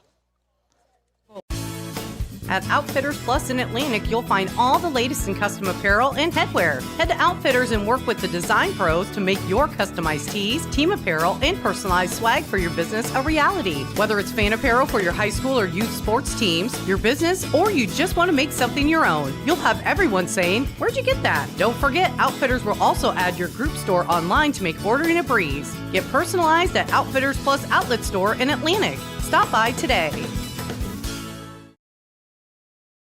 Have you ever heard the saying, people spend their life building wealth and neglecting their health, only to wish they could trade their wealth for better health at the end? This is Dr. Fritz Beyer, and it has now been over 30 years since my first chiropractic adjustment. I still get asked, do you get adjusted? Absolutely. I try to get adjusted at least once a month. I'm 47 now and still try to stay as active as ever. While I do get a few more aches and pains than when I was younger, it feels great to be able to step on the mat and help kids learning to wrestle. Chiropractic has helped me feel young enough to do it. If staying active is part of your future plans, call 254-BODY to get your body back to the basics.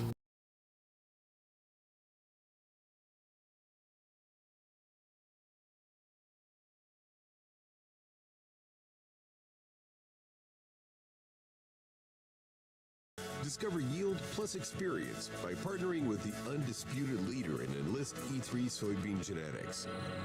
Learn more at steinseed.com.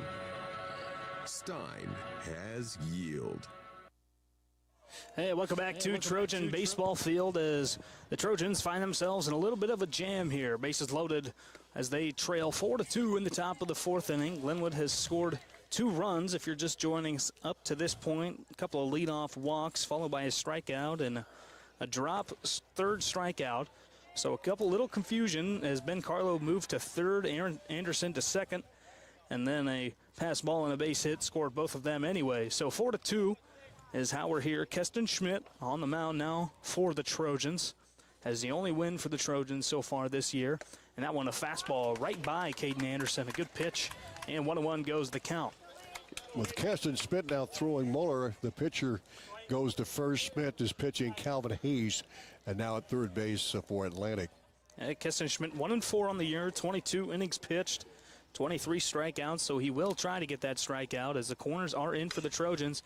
And a high fly ball into center field as Jace Larson sprinting in all the way, makes the play, and they are not going to tag up as Britton Maxwell stuck at third base. So a really good relief at bat right there for Keston Schmidt, retiring Caden Anderson. That was a big out right there. Huge out. Man, with the bases loaded, you got a guy hitting over, what, 600, 500. He hit a home run. And now third base, Trent Patton steps in. 35 RBIs on the year for him. And the pitch from Schmidt. That one grounded right back to him. Snags the ground ball. And throws over to Muller. And Atlantic gets out of the jam. Going into the bottom of the fourth Only trailing 4-2. Glenwood. Rams lead the Trojans. Loaded. Wow, I tell you what, the Trojans, that could have been a lot worse. And, of course, we had the controversy early, which, again, eventually yielded the 2 runs. But how about Keston Smith coming in there? Well, you know, the one thing he did, he threw hard, and that's what difference is. Muller's a little more of an off-speed guy. He's going to throw a lot more breakers, and Keston Schmidt just wants to go in there, throw hard. He's got a lot of movement on his fastball, and we see it. I mean, 23 strikeouts on the season so far. That matches the team high with only Hudson McLaren equaling that total. But, I mean, ultimately, that's a really good way to get yourself out of a jam for the Trojans, and they find themselves still in this one, 4-2 as we head to the bottom of the fourth.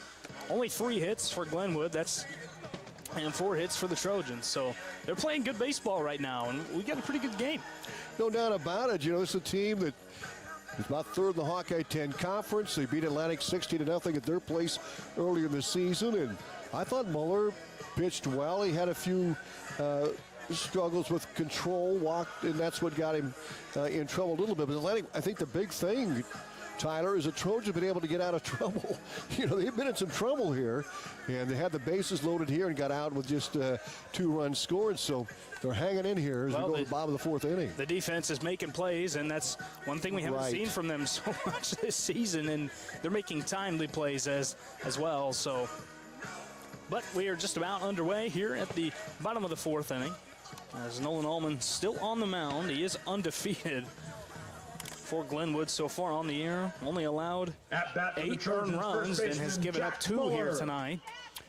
And we talk about Anderson. He is a Husker baseball commit. And well, we can see why. They've got... and that pitch turned on by Jack Muller, but it'll be foul. Oh, boy. That was smoked. That was going to be gone if it stayed fair.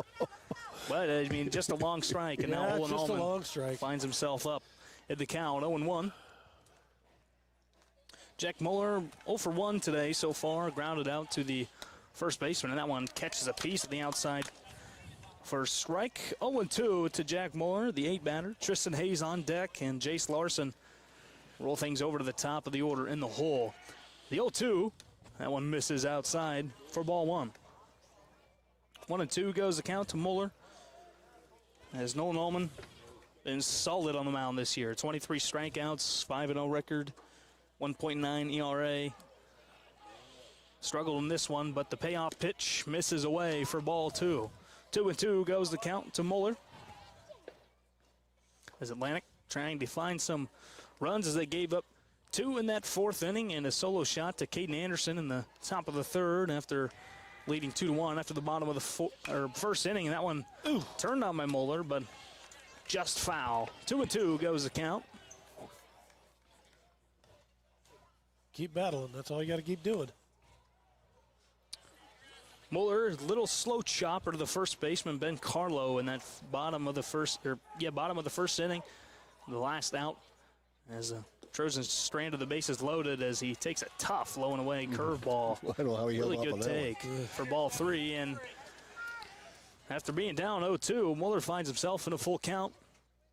4 hits for the Trojans, 3 for the Rams, an error apiece as Glenwood leads 4-2. The 3-2 misses low and away, and Muller draws a leadoff walk for the Trojans. Pretty good piece of hitting by Muller there, or approach, I should say. Muller's walked to first base. He had that big rip for foul down the left side, and then he had a good eye and laid off. Those are the strikes, so the Trojans going to have a runner on here in the bottom of the 4th inning. Tristan Hayes steps in, batting 149 on the year, and tried a drag bunt on his first at-bat, but Trent Patton was in on the grass from third base and made the play. And that one fouled straight back. 0-1. Jace Larson on deck. He's 0 for 2. And Hudson McLaren in the hole. Got things started in the bottom of the 1st inning with a leadoff base hit as Hayes squares to bunt. Nothing doing. And Muller retreats back to first base.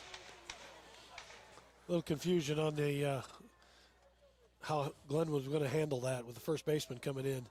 Yeah, I don't think the second baseman, Anderson, got over there fast enough to cover the bag. And 1-1 goes the count to Tristan Hayes. Allman comes set, delivers. That one misses high for ball 2. 2-1 goes the count. Moeller standing on first base, drawing a leadoff walk. As the farther we get into this game, the more fireworks you can hear. The 2-1. That one fouled out of play behind home plate for strike number 2. So Hayes battling. 2-2 goes the count. As he was retired in the bottom of the second inning, leadoff batter. As Trent Patton stormed in from third base, made a nice tough play, threw it over to Carlo at first. 2-2. And here's the pitch. That one right down the middle, turned on into left field, line drive, and Scott settles under it for out number 1. That was good contact. A fastball inside, and Hayes got the barrel through. Great piece of hitting, but unfortunately, just right to the left fielder. So 1 out as Jace Larson will step in center fielder, senior to the batter's box. Larson struck out, leadoff batter in the bottom of the first, grounded out to second base in the bottom of the second, excuse me. The pitch from Ullman. Low and in, and that was a nice rip right there from Jace Larson into the left center field gap, and aggressive base running by the Trojans as Clark gunned it to Patton at third, and he can't get there as Mueller beats the throw, getting from first to third on the nice rip right Larson there goes double from Jace Larson. So Larson with that hit to center field, and the Trojans able to get the runner to third when Clark just had a little bit of trouble handling that ball out there. That scored a single. And that allowed the runners to advance one more back. Mueller held up a little bit when the ball was bobbled. He was able to go to third, so a single. And Trojans getting some contact the ball. Larson with that single that went to second on the bobble out in center field. And Al McLaren steps in. He's 1 for 2. Line drive, base hit up the middle in the first inning. Got things started. Scored 1 of 2 runs for the Trojans as runners on second and third after the base hit in the walk. 1 out so far as Allman out of the windup. The 1-1 inside for ball 2. 2-1 goes the count to McLaren. This is where your good hitters have to step up, get the bat on the ball, get the run in. McLaren batting .217 on the season as the 2-1 pitch from Allman. As a ground ball right back up the middle, that's going to score 1, and he's sending Jace Larson. Clark with the throw to Maxwell, cut off, and Larson is in there, and it'll tie the game. Jace Larson. A great rip right there by Hudson McLaren, tying the ball game. I'm sitting there watching it. They shouldn't have cut it off because it would have been a close play. It would have been a close play, but Allman snagged it at the mound, double run and I think Trojans. we might have a pitching change. Next up to bat is the catcher, number 13, Gavin McLaren. Nolan Allman only allowed 8 runs all season, has given up 4 here tonight, all of which have been earned. And Hudson McLaren 2 for 3, adds 2 RBIs to his season total. You know, we talk to Coach Block every Saturday morning, and we talk about the Trojans at the plate. They've been getting some runners on. The issue was getting them home. That's the difference tonight. Hudson McLaren, great piece of hitting. Hit that one solid and scored 2. And good base running as well. Yes. By the Trojans, you mentioned the cutoff, Roger, there. But I'll tell you what, this Atlantic team battling against a really, really good Glenwood squad. And Hudson McLaren, a 2 RBI single. How about that? Well, this is the game right now, too, for Atlantic. I mean, your record at this point doesn't matter. Your game is already set in stone for who you're going to play in the playoffs. So just a chance to go out there, have some fun, and ultimately get better before the playoffs start. And here they are battling with the top 3 team in the conference in the Hawkeye 10. Very good baseball conference. A couple of highly ranked teams in the state, including the likes of Clarinda, Harlan.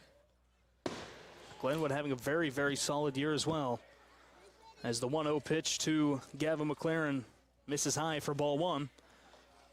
The 1-0, that one in there for a strike. 1-1 goes the count. Gavin McLaren struck out his first at bat and flew out to deep right field in his second. He's 0 for 2. As we can now start to see the color of the fireworks.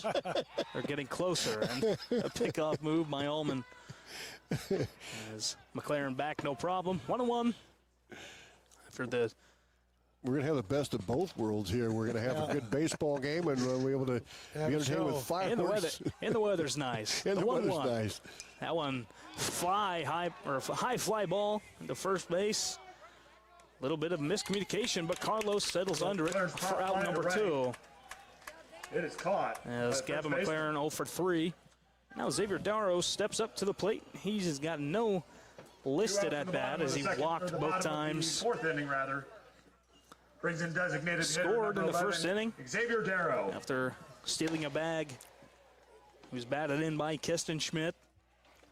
And then Colin Rudy with another RBI. Was hit by pitch. Hudson McLaren a big lead. The move from Allman, and he's back safely. Good move right there by Allman. Great move. 2 outs. Darrow up at the dish, the designated hitter. Now batting for Calvin Hayes, who's playing at third base. After Mulder was subbed out for pitching. McLaren taking off. The throw from Maxwell. And they got him. Nice throw by Maxwell, and even better play by Peyton Anderson coming off the Trojans score 2 to even up the bag and 4-4 tagging McLaren. Into the 5th.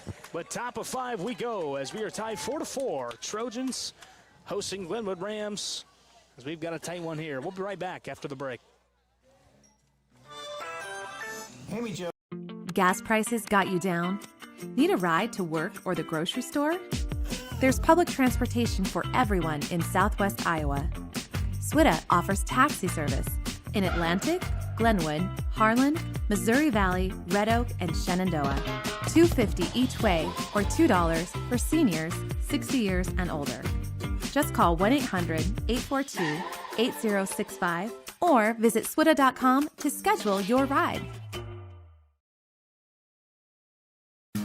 The perfect companion is waiting for you at the Fish Store and Pet Center in Atlantic. Pick out a furry guinea pig, hamster, or mouse. Maybe something feathered. They have an aviary full of birds to choose from. What about something scaly, like a snake, lizard, or hermit crab? And it's in their name. A wide variety of fish are available at the Fish Store and Pet Center. Get all the food and accessories you need to keep that new addition to your family happy and healthy. The Fish Store and Pet Center in Atlantic, a pet lover's paradise.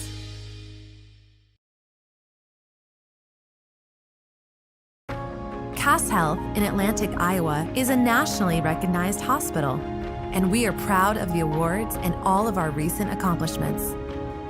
But do you know what drives us to be the very best? You.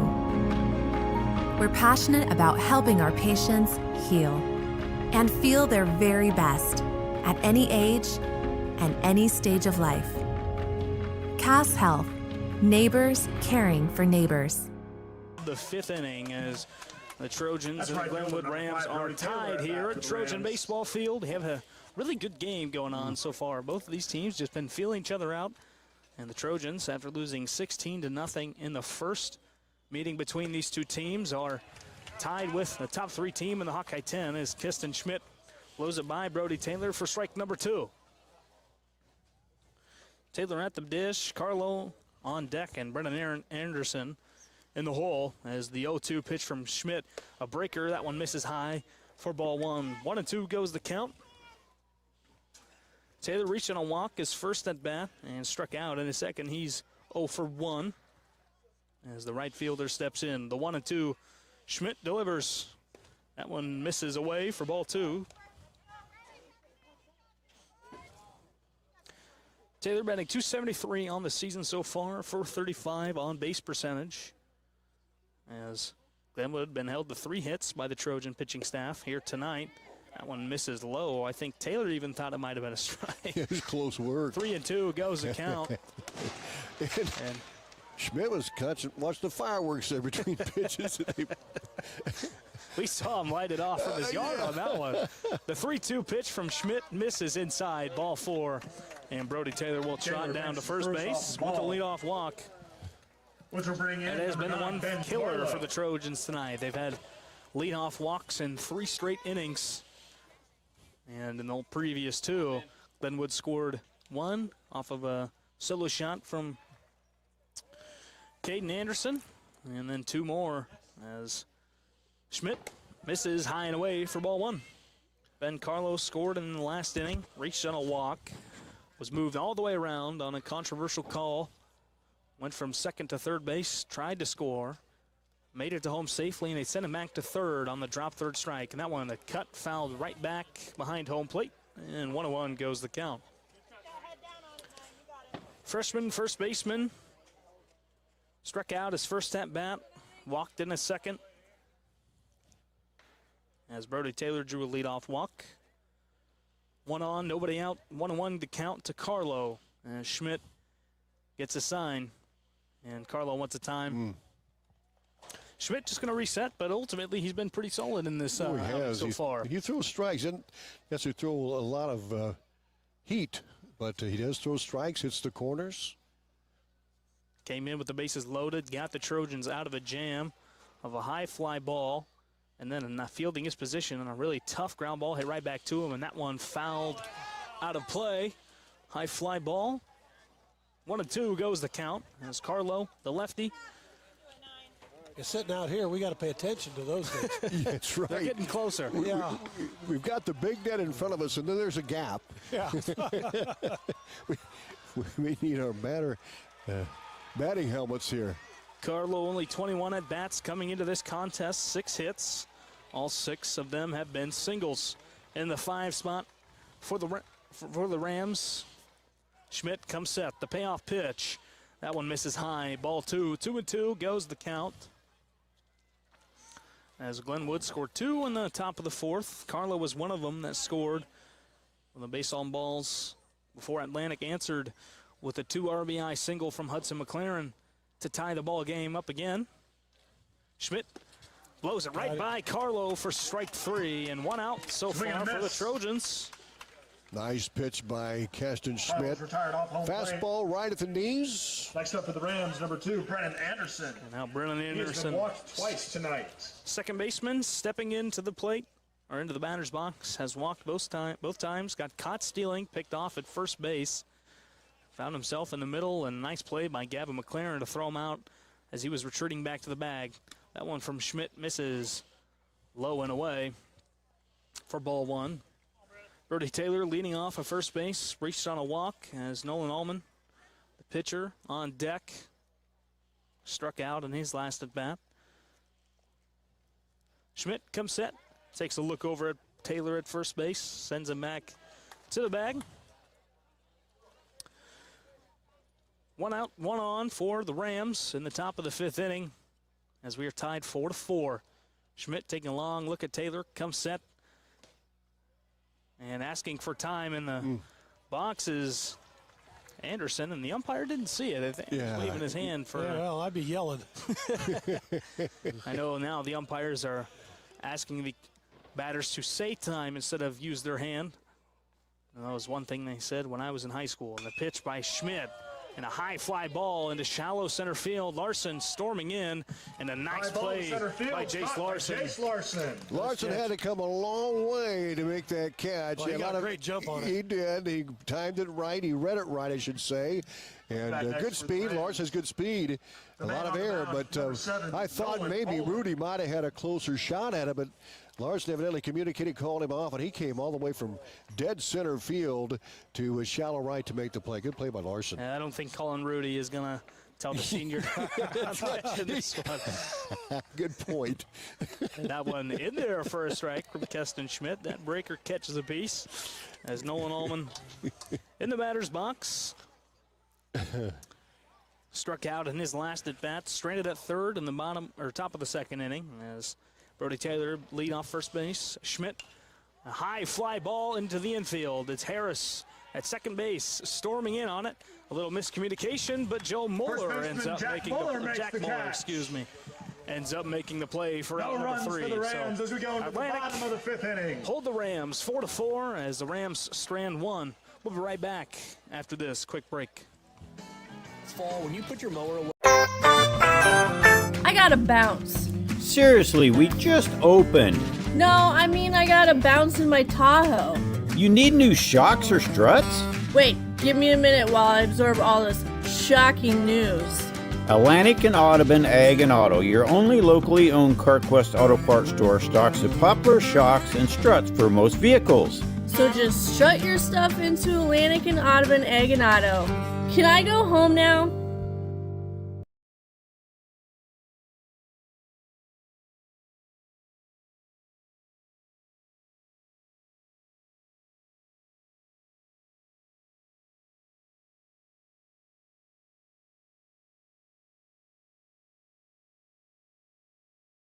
Olson's Outdoor Power is your one-stop service and equipment shop for all things outdoor.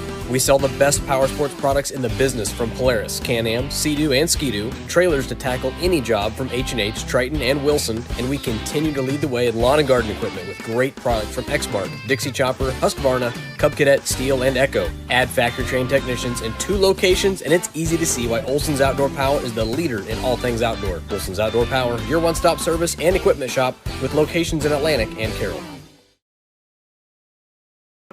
Stranded one in that top of the 5th inning as Brody Taylor found a leadoff walk and followed by a strikeout to Ben Carlo and a couple of pop flies as the Trojans defense tonight, boy, has it been stout, and it is keeping them in this ball game. Boy, you're right, Tyler, a lot of good plays. We got to go back to Colin Harris early in the game when the Rams had a pair on the base paths and that line drive, and Colin Harris timed it perfectly, made the catch. You got to go back to Jace Larson covering the gap all by himself, making that play.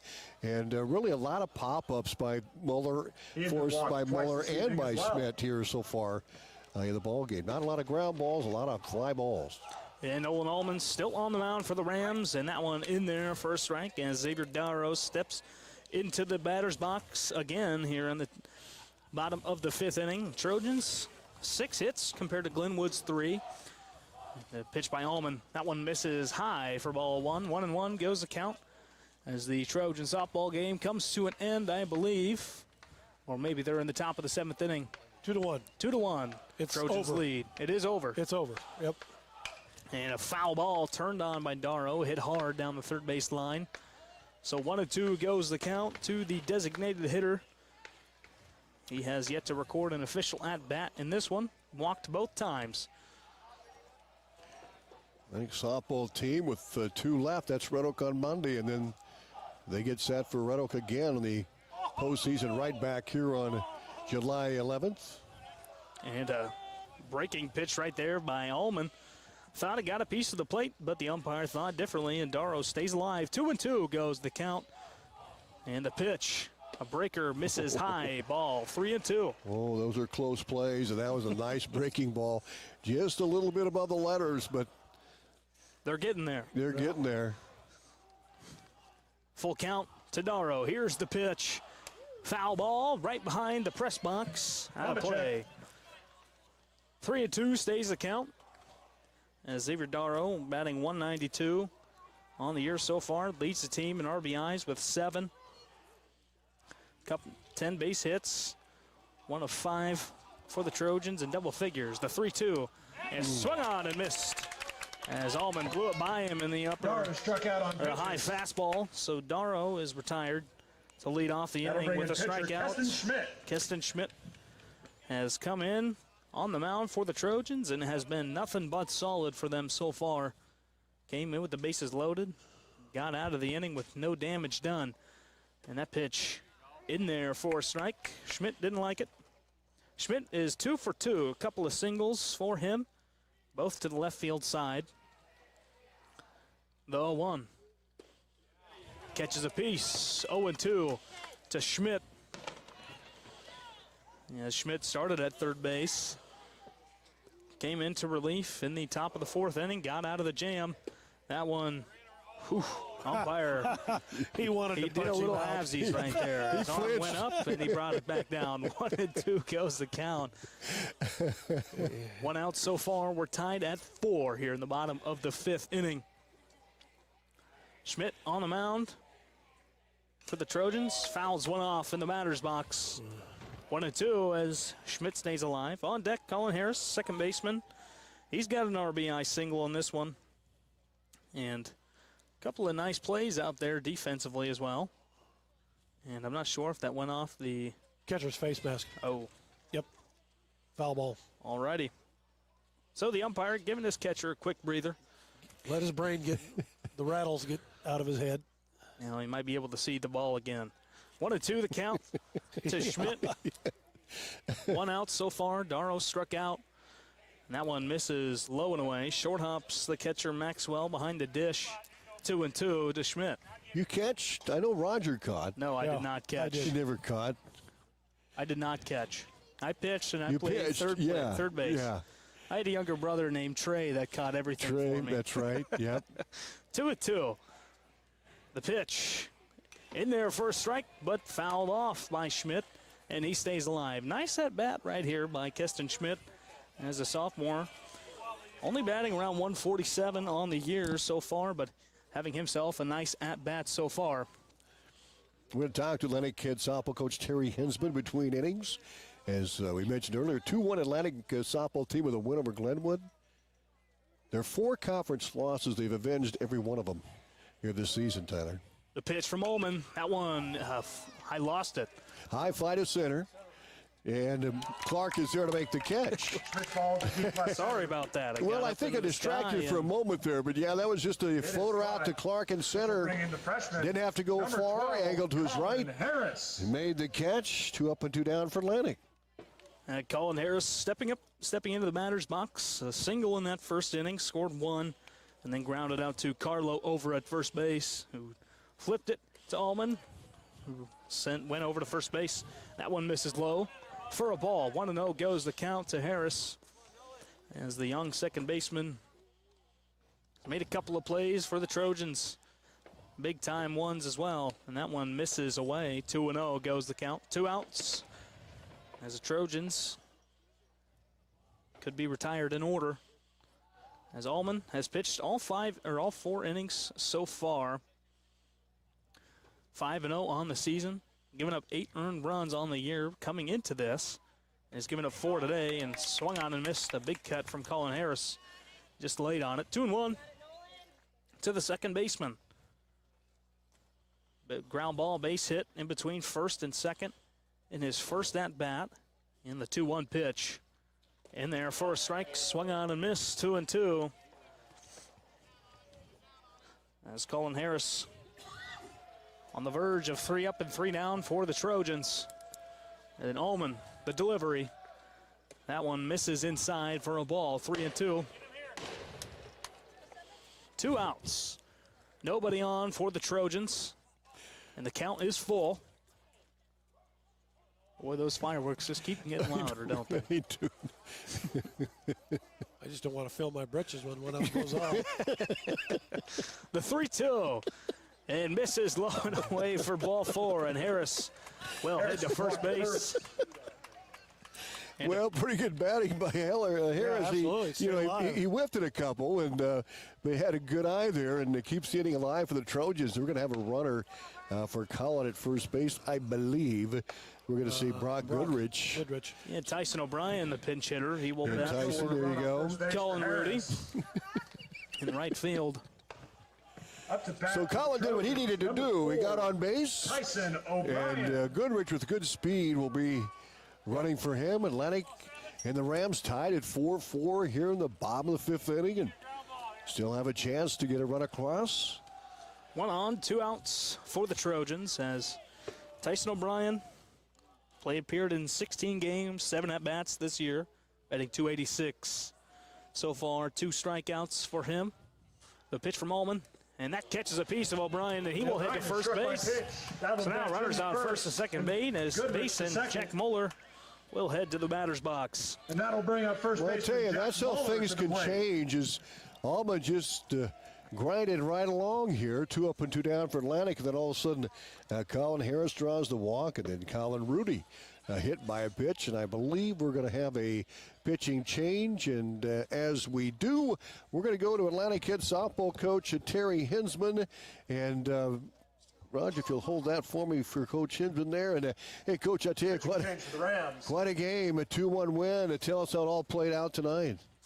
Well, I guess the big blow of the night was Zoe Kirchhoff's 2-run home run, and we held that lead up until the 6th when a couple of errors, well, 3 actually, 3 errors together, and put runners on base and give them 5-6 outs. That's going to be representing Glenwood on the causes mound. a little difficulty for us. We let them get the run across, junior, Victor Cruz. But Riley Wood did a great job in the circle again. I don't know all the statistics and stats on it and picked them up from the paper and your radio show on Friday. But, she did a fantastic job against the really good hitting team of Glenwood. And we knew it was going to be a dogfight. And like I told the girls at the end, this is probably a better game for us going into postseason.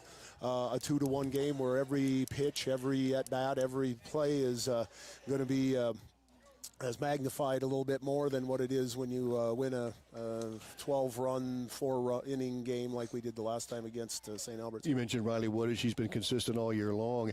What about the defense behind her? Once you settle down a little bit, obviously it was pretty solid later on. Yeah, Zoe Kirchhoff has turned into an amazing shortstop. She made some plays. It starts off, they get a runner at third and try to bunt to get her in, and Lila picks it up and throws it to third base, and we get that. That's a huge out at the very beginning. Otherwise, it's a 1-0 ball game. We haven't even gotten to the plate yet. So that was huge. Like I said, Zoe made 2 or 3 really good plays. We had an error in center field, and then we picked up the ball and threw it to the cutoff and ended up getting the backside runner at second base, which is something that we've tried to work on. I haven't done it until tonight, but that was huge. 2 outs with the runner at third is a heck of a lot different than 1 out with the runners on second and third. So I'm pleased with that. I'm not pleased with the errors, obviously, but I'm very pleased with the way that the girls battled at the plate and also battled through the rest of those situations where we minimized what could potentially have been big innings. Well, on this Wednesday night, if you hadn't had the postponement of the Red Oak, you'd have about 8 days to prepare or 7 days to prepare. Instead, you do have that doubleheader on Monday at 10 a.m. With that rain out. So that really, the timing is pretty good for that, isn't it?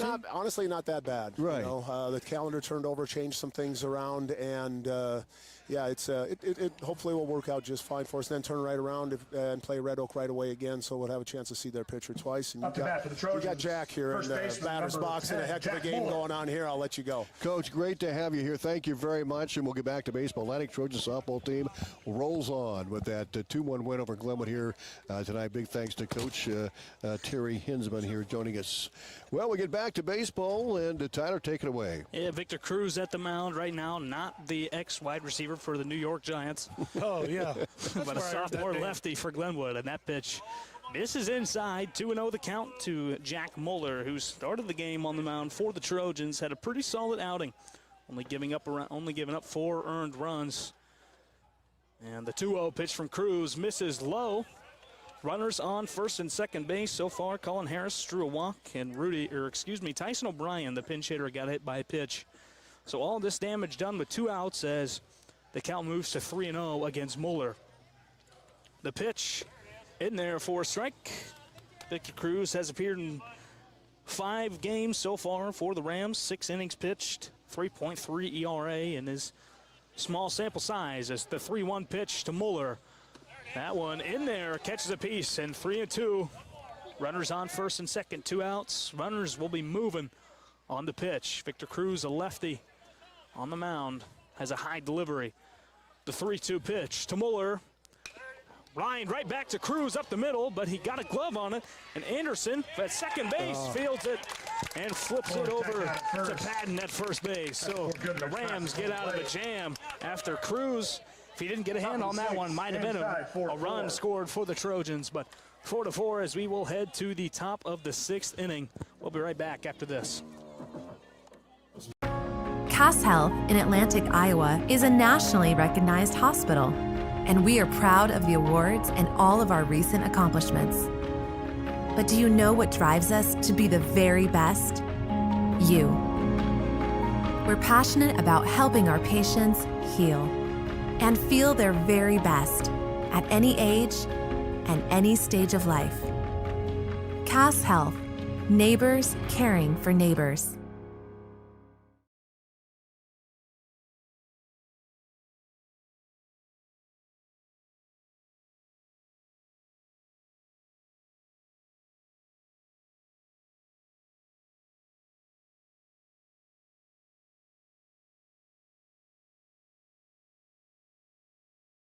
Colton, with you more involved with farming, what have you observed? Farmers don't just work harder, they farm smarter. We've definitely seen that with the Enlist weed control system.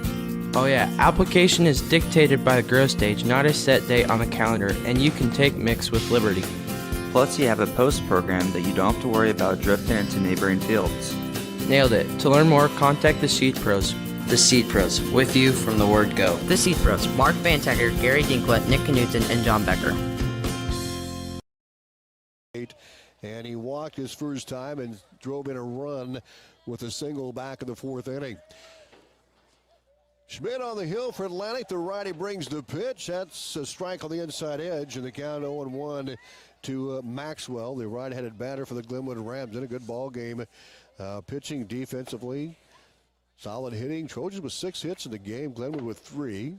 Here's the pitch by Keston Schmidt. Swung on and tapped foul just to the right side of McLaren, the catcher. The count goes to no balls and 2 strikes to Maxwell, the catcher for Glenwood. And then Kellen Scott and back the top of the order for Glenwood.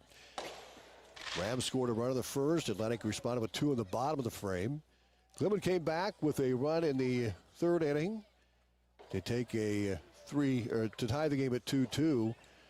They took a 4-2 lead, and then Atlantic tied that up with 2 runs at the bottom of the frame in the bottom of the fourth inning.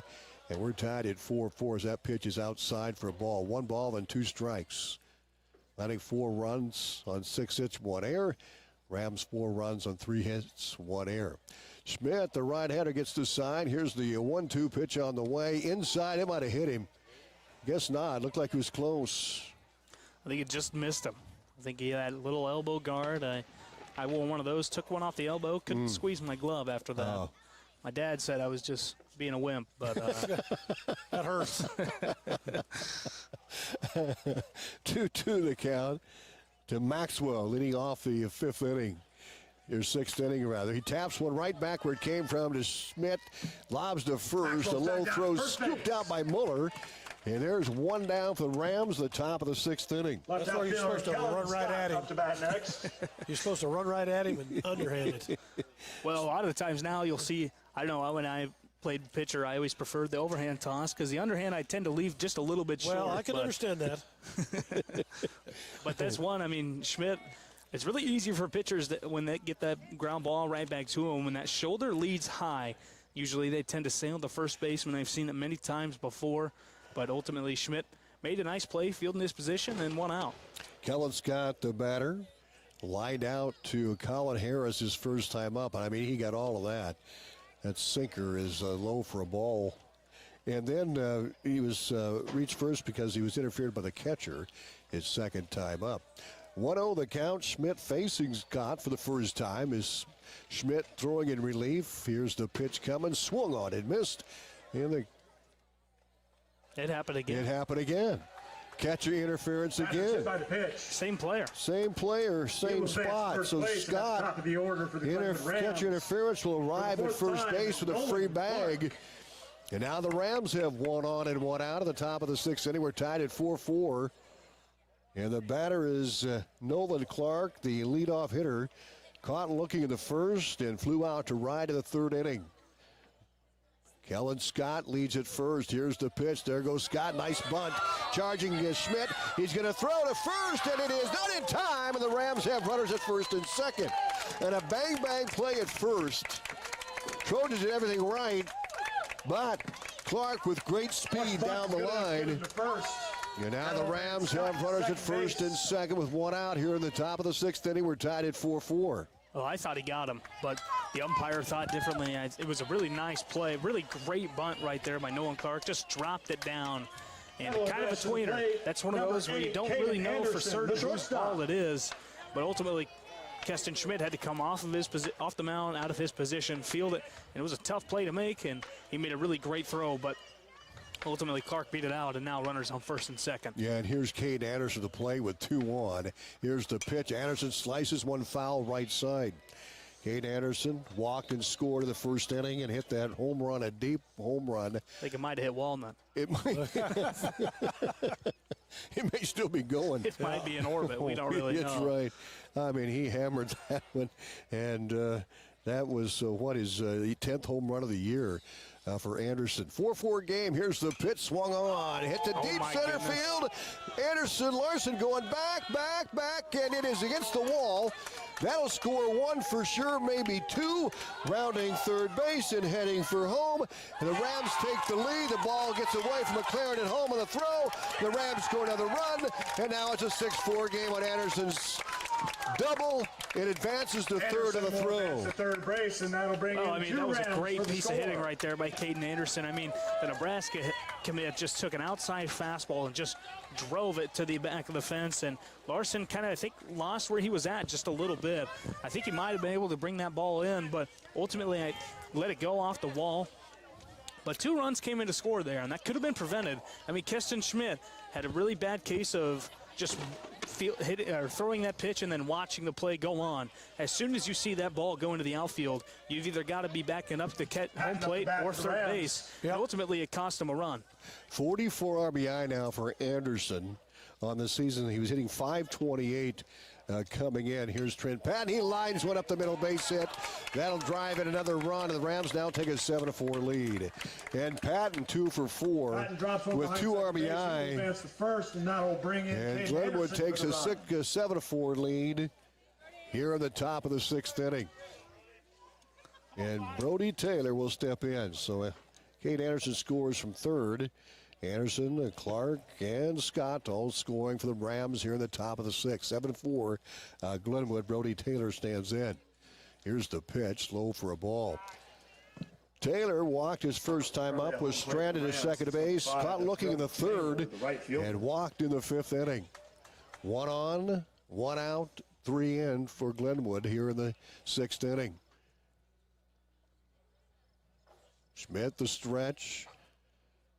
And here's the pitch on the way. Swung on, tip fouled, and the count goes to 1 ball and 1 strike. It's really important right now for the Trojans to get it out here and get out of this inning. Damage has already been done, but if you can limit it, I mean, 3 runs is still very doable, especially with 2 innings left in this game. This is right where they want to be against a team like this. I mean, they've been playing really well, so we'll see if they can keep it up. That pitch outside for ball. 2-1 the count to Brody Taylor. Taylor hitting .273 coming in. Taylor with 15 RBI, 2 doubles, 16 singles, 18 of 66 before the game tonight. He's walked twice. Schmidt goes into the stretch. Patton leads it first. Here's the 2-1 pitch on the way. Swung on, slice fell right side into the crowd of the berm. And that'll go into the parking lot. 2-2 the count. Now to Brody Taylor. We owe you a station identification here eventually. You're listening to High School Baseball at KSWY Atlantic.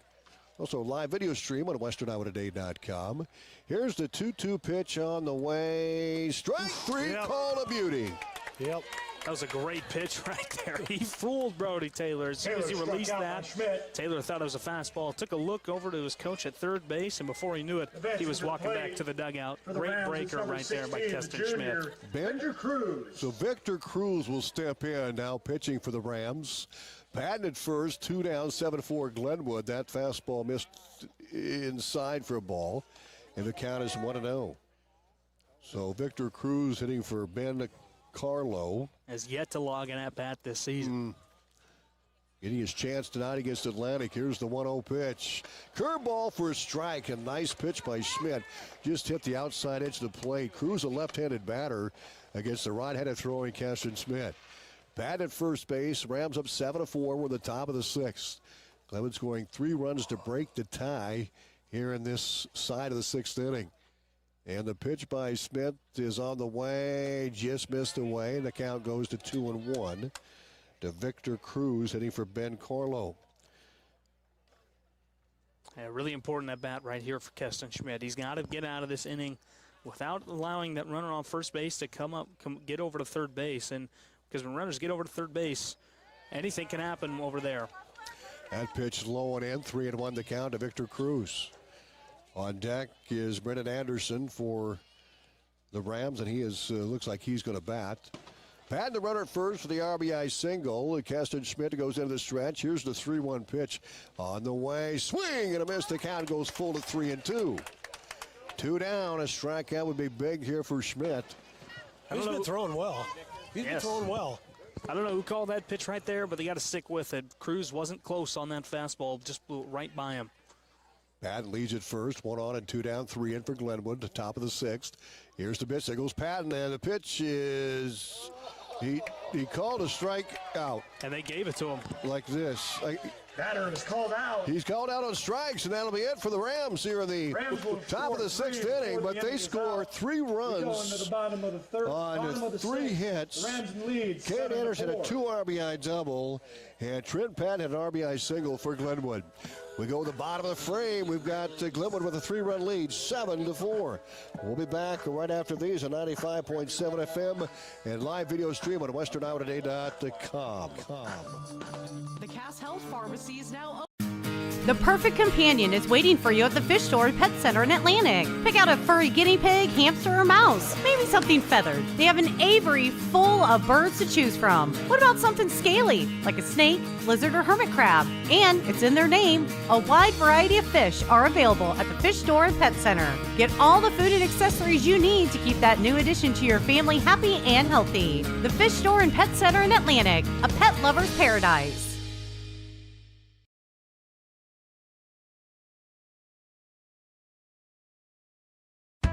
Rolling Hills Bank and Trust. Here at Rolling Hills Bank and Trust, we're dedicated to agriculture. That's why we offer various services that fit your growing ag needs. All our decisions are made locally by experienced lenders that truly understand the unique challenges of your operation. We're large enough to handle all your lending needs, yet small enough not to lose that personal touch. Our dedicated loan officers want to work with you to help your operation grow and thrive. Feel free to stop in and talk about how we can help your business succeed. Rolling Hills Bank and Trust, member FDIC.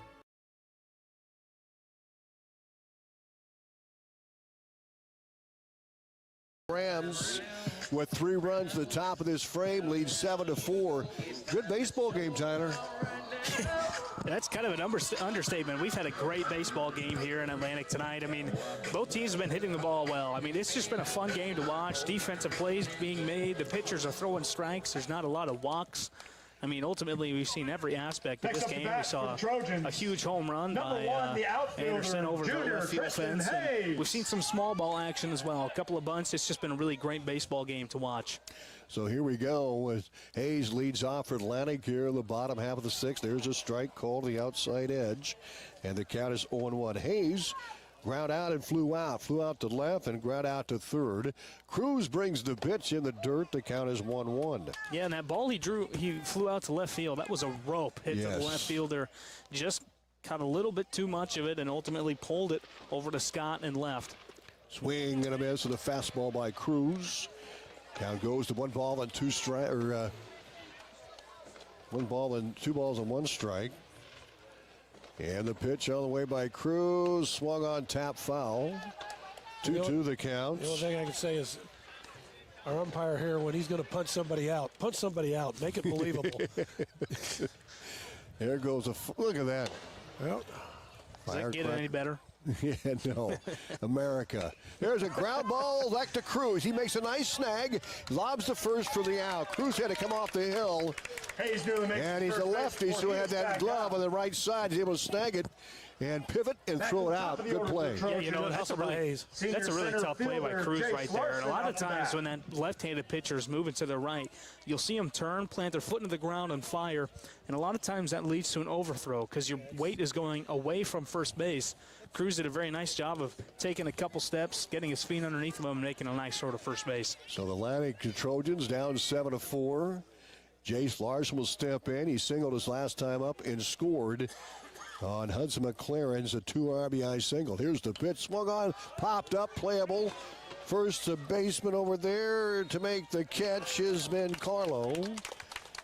And there's 2 up and 2 down for Atlantic. Right off first base.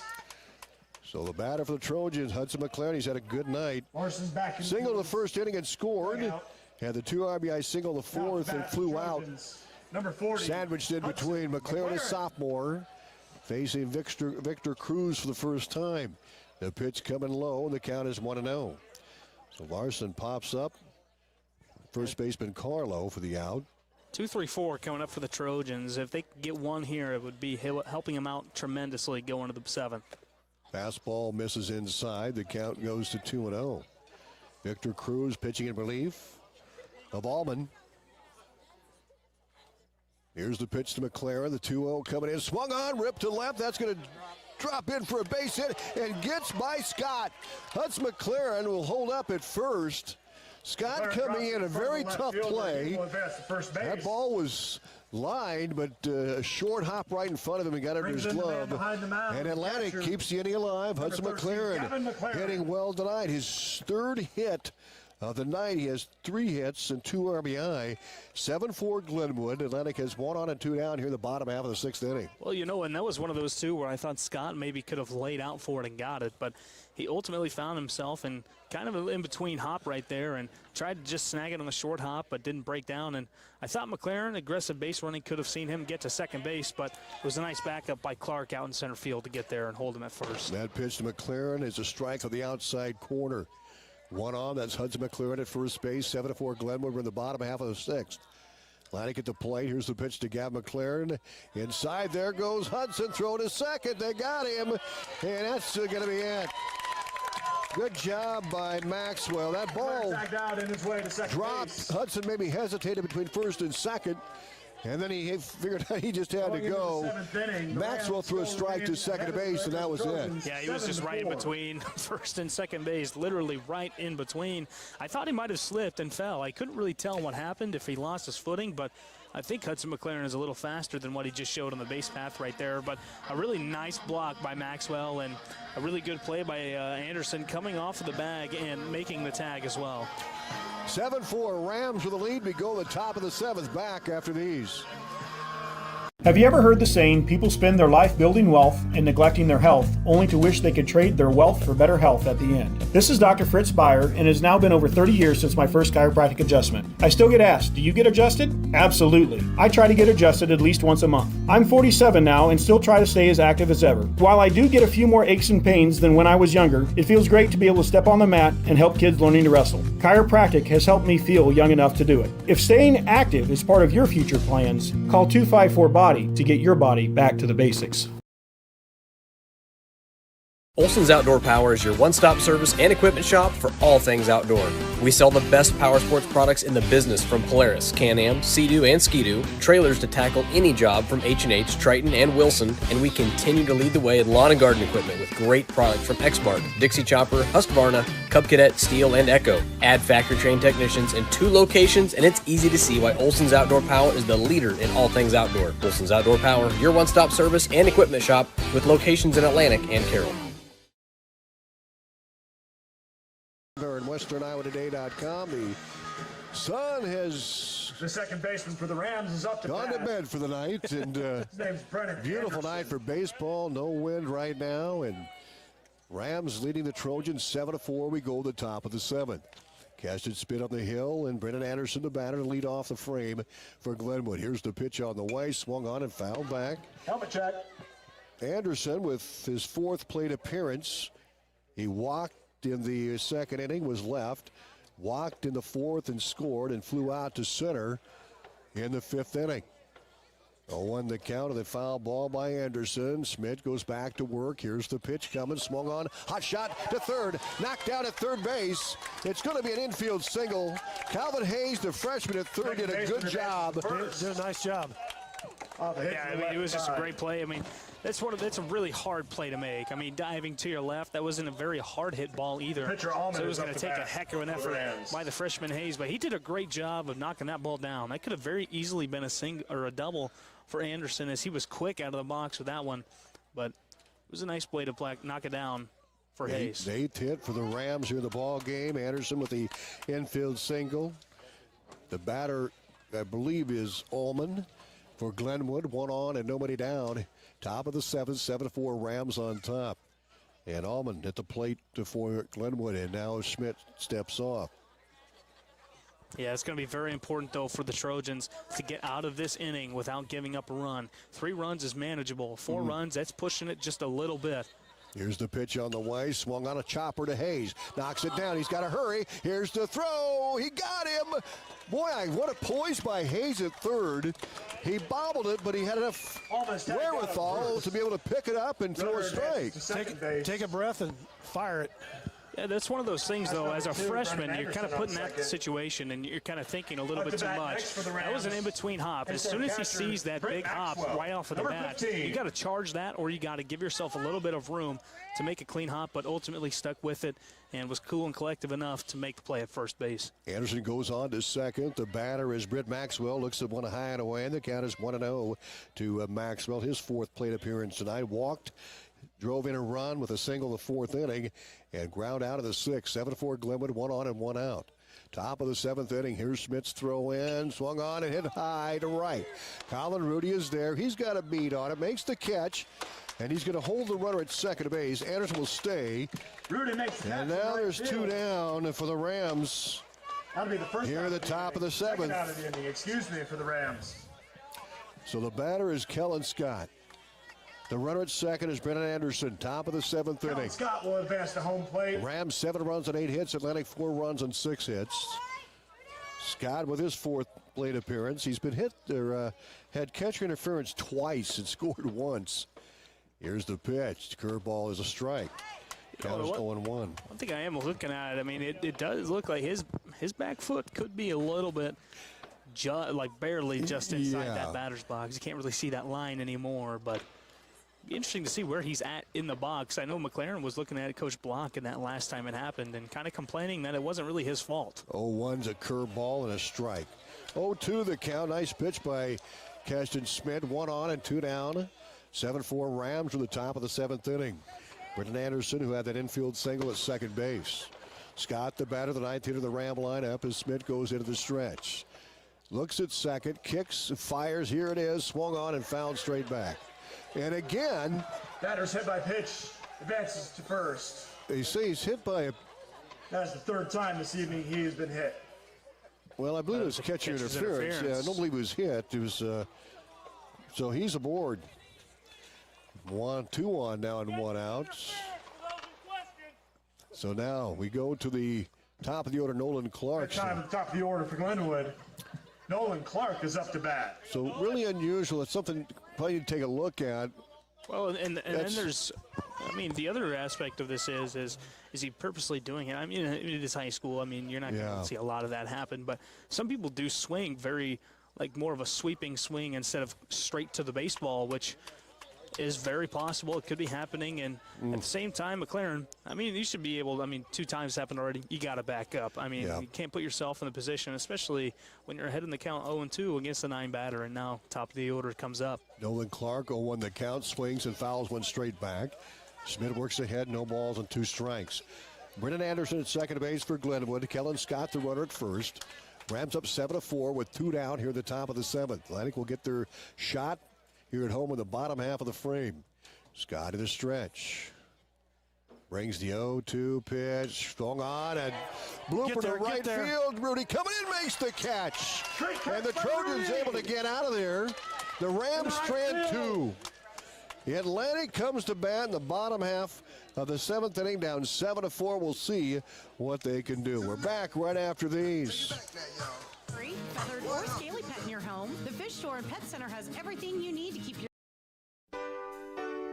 First Winnie Bank is the longest standing locally owned bank in Atlantic, and as such, we take pride in how we serve our community. For generations, we have been involved with our customers and their families by getting involved in community events and by supporting technology and teaching financial literacy in our schools. You'll also see our support of athletics on the scoreboards at home events. It's this involvement that allows us to know our customers and their families for generations. First Winnie Bank, the only bank you'll ever need. Colton, with you more involved with farming, what have you observed? Farmers don't just work harder, they farm smarter. We've definitely seen that with the Enlist weed control system. Oh yeah, application is dictated by the grow stage, not a set date on the calendar, and you can take mix with liberty. Plus you have a post program that you don't have to worry about drifting into neighboring fields. Nailed it. To learn more, contact the Seed Pros. The Seed Pros, with you from the word go. The Seed Pros, Mark Van Taggart, Gary Dinklett, Nick Knutson, and John Becker.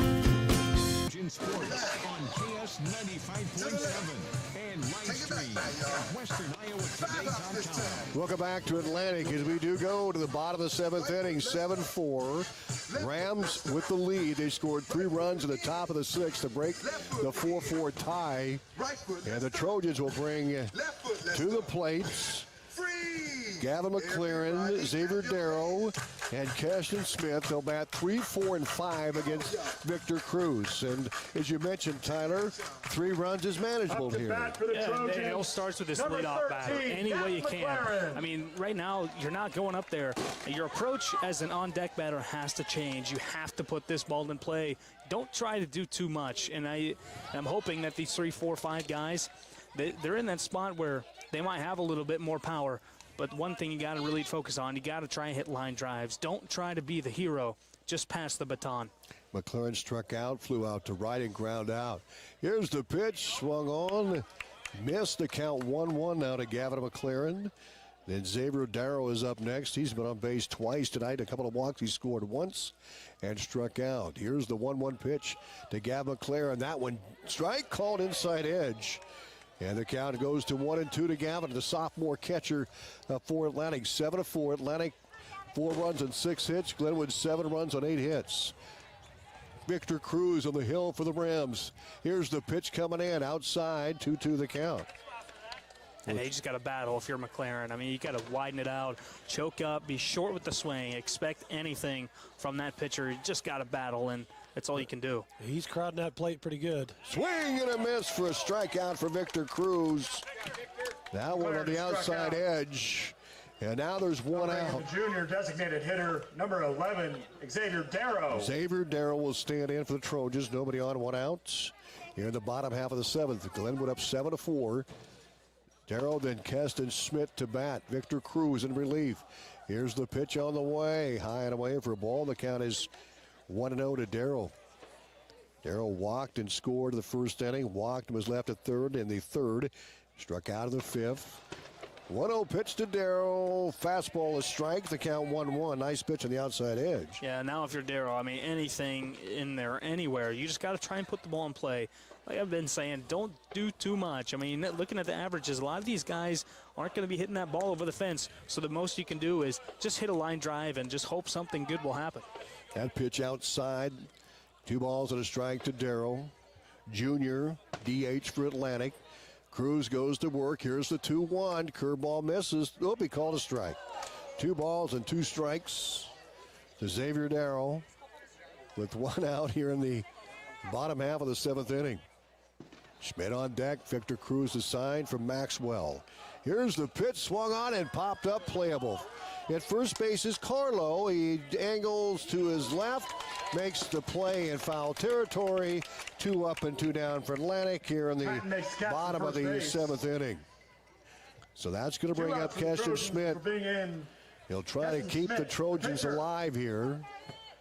We've cooled down to 72 degrees at game time at 7:30. We're 81. It's beautiful. Beautiful night. Gorgeous. It was a little hot at game time. Oh, yeah. There's a few droplets on my forehead. I don't know about you. I thought it was raining, all that stuff dripping off of my nose. Pitch to Schmidt outside corner, and he hits it for a strike. 0-1 the count. Keston Schmidt. Here's the pitch inside for a ball. Count is 1-1. Schmidt tonight, 2 singles. He's 2 for 3 with 1 RBI, and he flew out to center his last time up. He's made contact. And here's the 1-1 to Schmidt on the way. Swung on and fouled straight back. 1 ball and 2 strikes. Give Victor Cruz credit. He's staying ahead of these batters for the most part, especially in this inning. 2 up and 2 down for Atlantic. And McLaren struck out, and Darrow flew out to first. Here's Victor Cruz. 1-2 pitch on the way. Curve misses away. Now the count goes even at 2 balls and 2 strikes. Cruz a left-hander. Schmidt, right-handed batter. 7-4 Rams on top. Here's the pitch. Hit him. Atlantic stays alive in the frame. Schmidt is hit by pitch, and he will advance to first base. Well, you know, that's all you can do. I mean, he found a way to get on base. That's absolutely right. You got to get base runners. Atlantic down by 3 runs, 7-4. And we're going to have a pinch runner. It's going to be Grant Petty, I believe. Yep. So Grant Petty will run, the freshman. He will run on first base. The batter for Atlantic is going to be Colin Harris. Up to bat next, Colin Harris. Harris, an RBI single to back in that 2-run first. He ground out of the 3rd and walked and was left at 2nd the 5th. He's capable. Here's the pitch by Cruz. Swung on and ripped up the middle.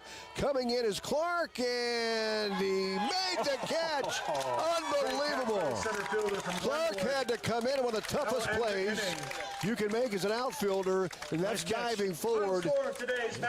Made the catch for the out. Is in favor of Glenwood 7-4. I mean, there's nothing you can do if you're Colin Harris. You had a good line drive into center field, but sometimes great defense just beats better offense, and that's what happened right there. Just a tremendous play by Clark out there in center field. He didn't give up on it, No, I mean, that was the thing. We could have seen Scott. I mean, he could have laid out for that ball in left field, which McLaren got that base hit on, but ultimately Clark able to make the catch, and Glenwood kind of squeaks out of here with the win. But for Atlantic, this is a big game for them. Really a lot of positives in this one, and something they can really hang their head on. Oh, no doubt about it. Rams 7 runs, 8 hits. Atlantic 4 runs on his 6 hits. Trojans a pair of errors. Glenwood with 1 error. Hey, we're back to wrap things up here in just a little bit as the Glenwood Rams defeat the Atlantic Trojans 7-4 here tonight at Atlantic. We're back right after these. First Windy Bank is the longest standing locally owned bank in Atlantic, and as such, we take pride in how we serve our community. For generations, we have been involved with our customers and their families by getting involved in community events and by supporting technology and teaching financial literacy in our schools. You'll also see our support of athletics on the scoreboards at home events. It's this involvement that allows us to know our customers and their families for generations. First Windy Bank, the only bank you'll ever need. Member FDIC.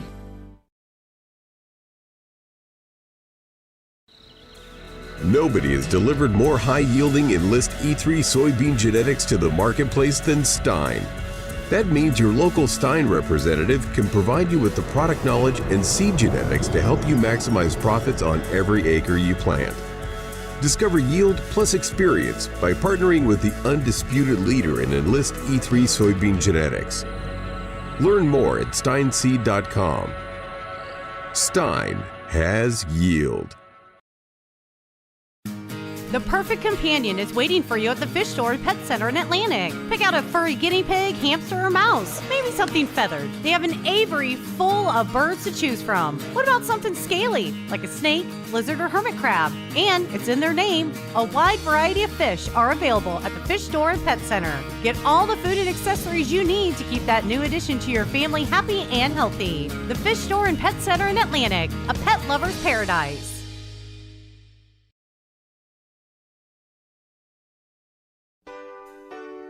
First Windy Bank is the longest standing locally owned bank in Atlantic, and as such, we take pride in how we serve our community. For generations, we have been involved with our customers and their families by getting involved in community events and by supporting technology and teaching financial literacy in our schools. You'll also see our support of athletics on the scoreboards at home events. It's this involvement that allows us to know our customers and their families for generations. First Windy Bank, the only bank you'll ever need. Member FDIC. On KS 95.7 and live stream at westerniowatoday.com.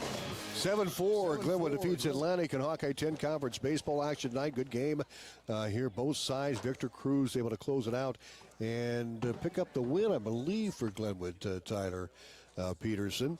How it played out? Well, Glenwood scored a run at the top of the first inning, an RBI single by Trent Patton. But Atlantic bounced back in the bottom half of the first inning after McLaren stepped the plate with 1 out. The second, the shortstop hit a single, and then it was Xavier Rodero drive the walk, now 2 on, and then Caston Smith and Colin Harris each had RBI singles in that frame, and actually Colin Rudy, hit by a pitch, drove in a run as well. So Atlantic led 2-1 after 1 inning of play. Rams able to tie the game up on the home run by Kate Anderson at the top of the 3rd inning, and it was a loud one over the left field fence. 2-2 ball game at that point. And then Atlantic comes back in the 4th inning. They were down at 4-2, and they're able to tie it up 4-4 with a couple of runs. Jace Larson and Jack Muller both the scoring. 4-4 ball game, but then Glenwood able to pick up 3 runs in the top of the 6th inning. Kate Anderson had a big 2 RBI double. Trent Patton had another RBI. He had 2 RBIs tonight. He went 2 for 4 for Glenwood. We'll stay with the Rams, and they win 7-4 tonight. They scored 7 runs on 8 hits. Nolan Clark 1 for 3 at the plate. Cade Anderson 2 for 3 with a home run and 3 RBI. Trenton Patton a 2 for 4 with a couple of singles and 2 RBI. And also Brendan Anderson really had a good night at the plate. He ended up with a single. He was 1 for 2 for Glenwood at the plate. So he had a single in that 7th inning. And 1 hit for Britt Maxwell. For Atlantic, it was Hudson McLaren. What a night he had. Hudson McLaren with 3 hits tonight. He went 3 for 4 at the plate, 2 RBI to lead Atlantic. Jace Larson had a single the 4th inning. He was 1 for 4. And also Caston Schmidt. He had a good night. He went to 2 for 3 officially. He had 4 plate appearances, hit by pitches last time up. He was 2 for 3. And Colin Harris went 1 for 3 for the Trojans. They fall short 7-4.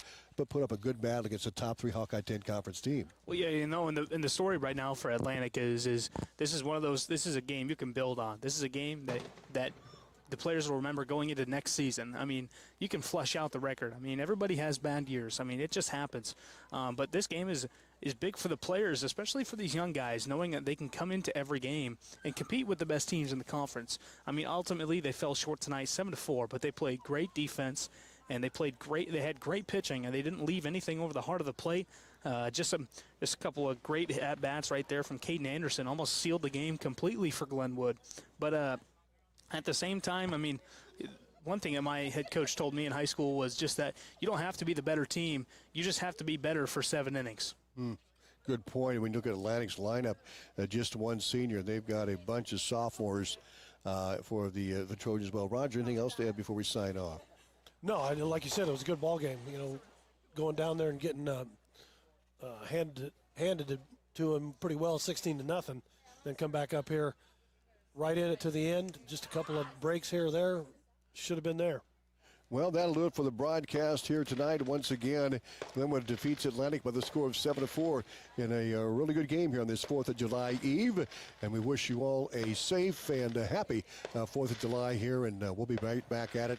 Thursday night, July 11th, we'll have the Atlantic Red Oak Softball regional game, followed by the Atlantic Bondurant Farrar Sub-State game on the July the 12th. So playoff time starts here on KS 95.7 FM. For Tyler Peterson, Roger Warne, I'm Tom Robinson. Thanks for joining us.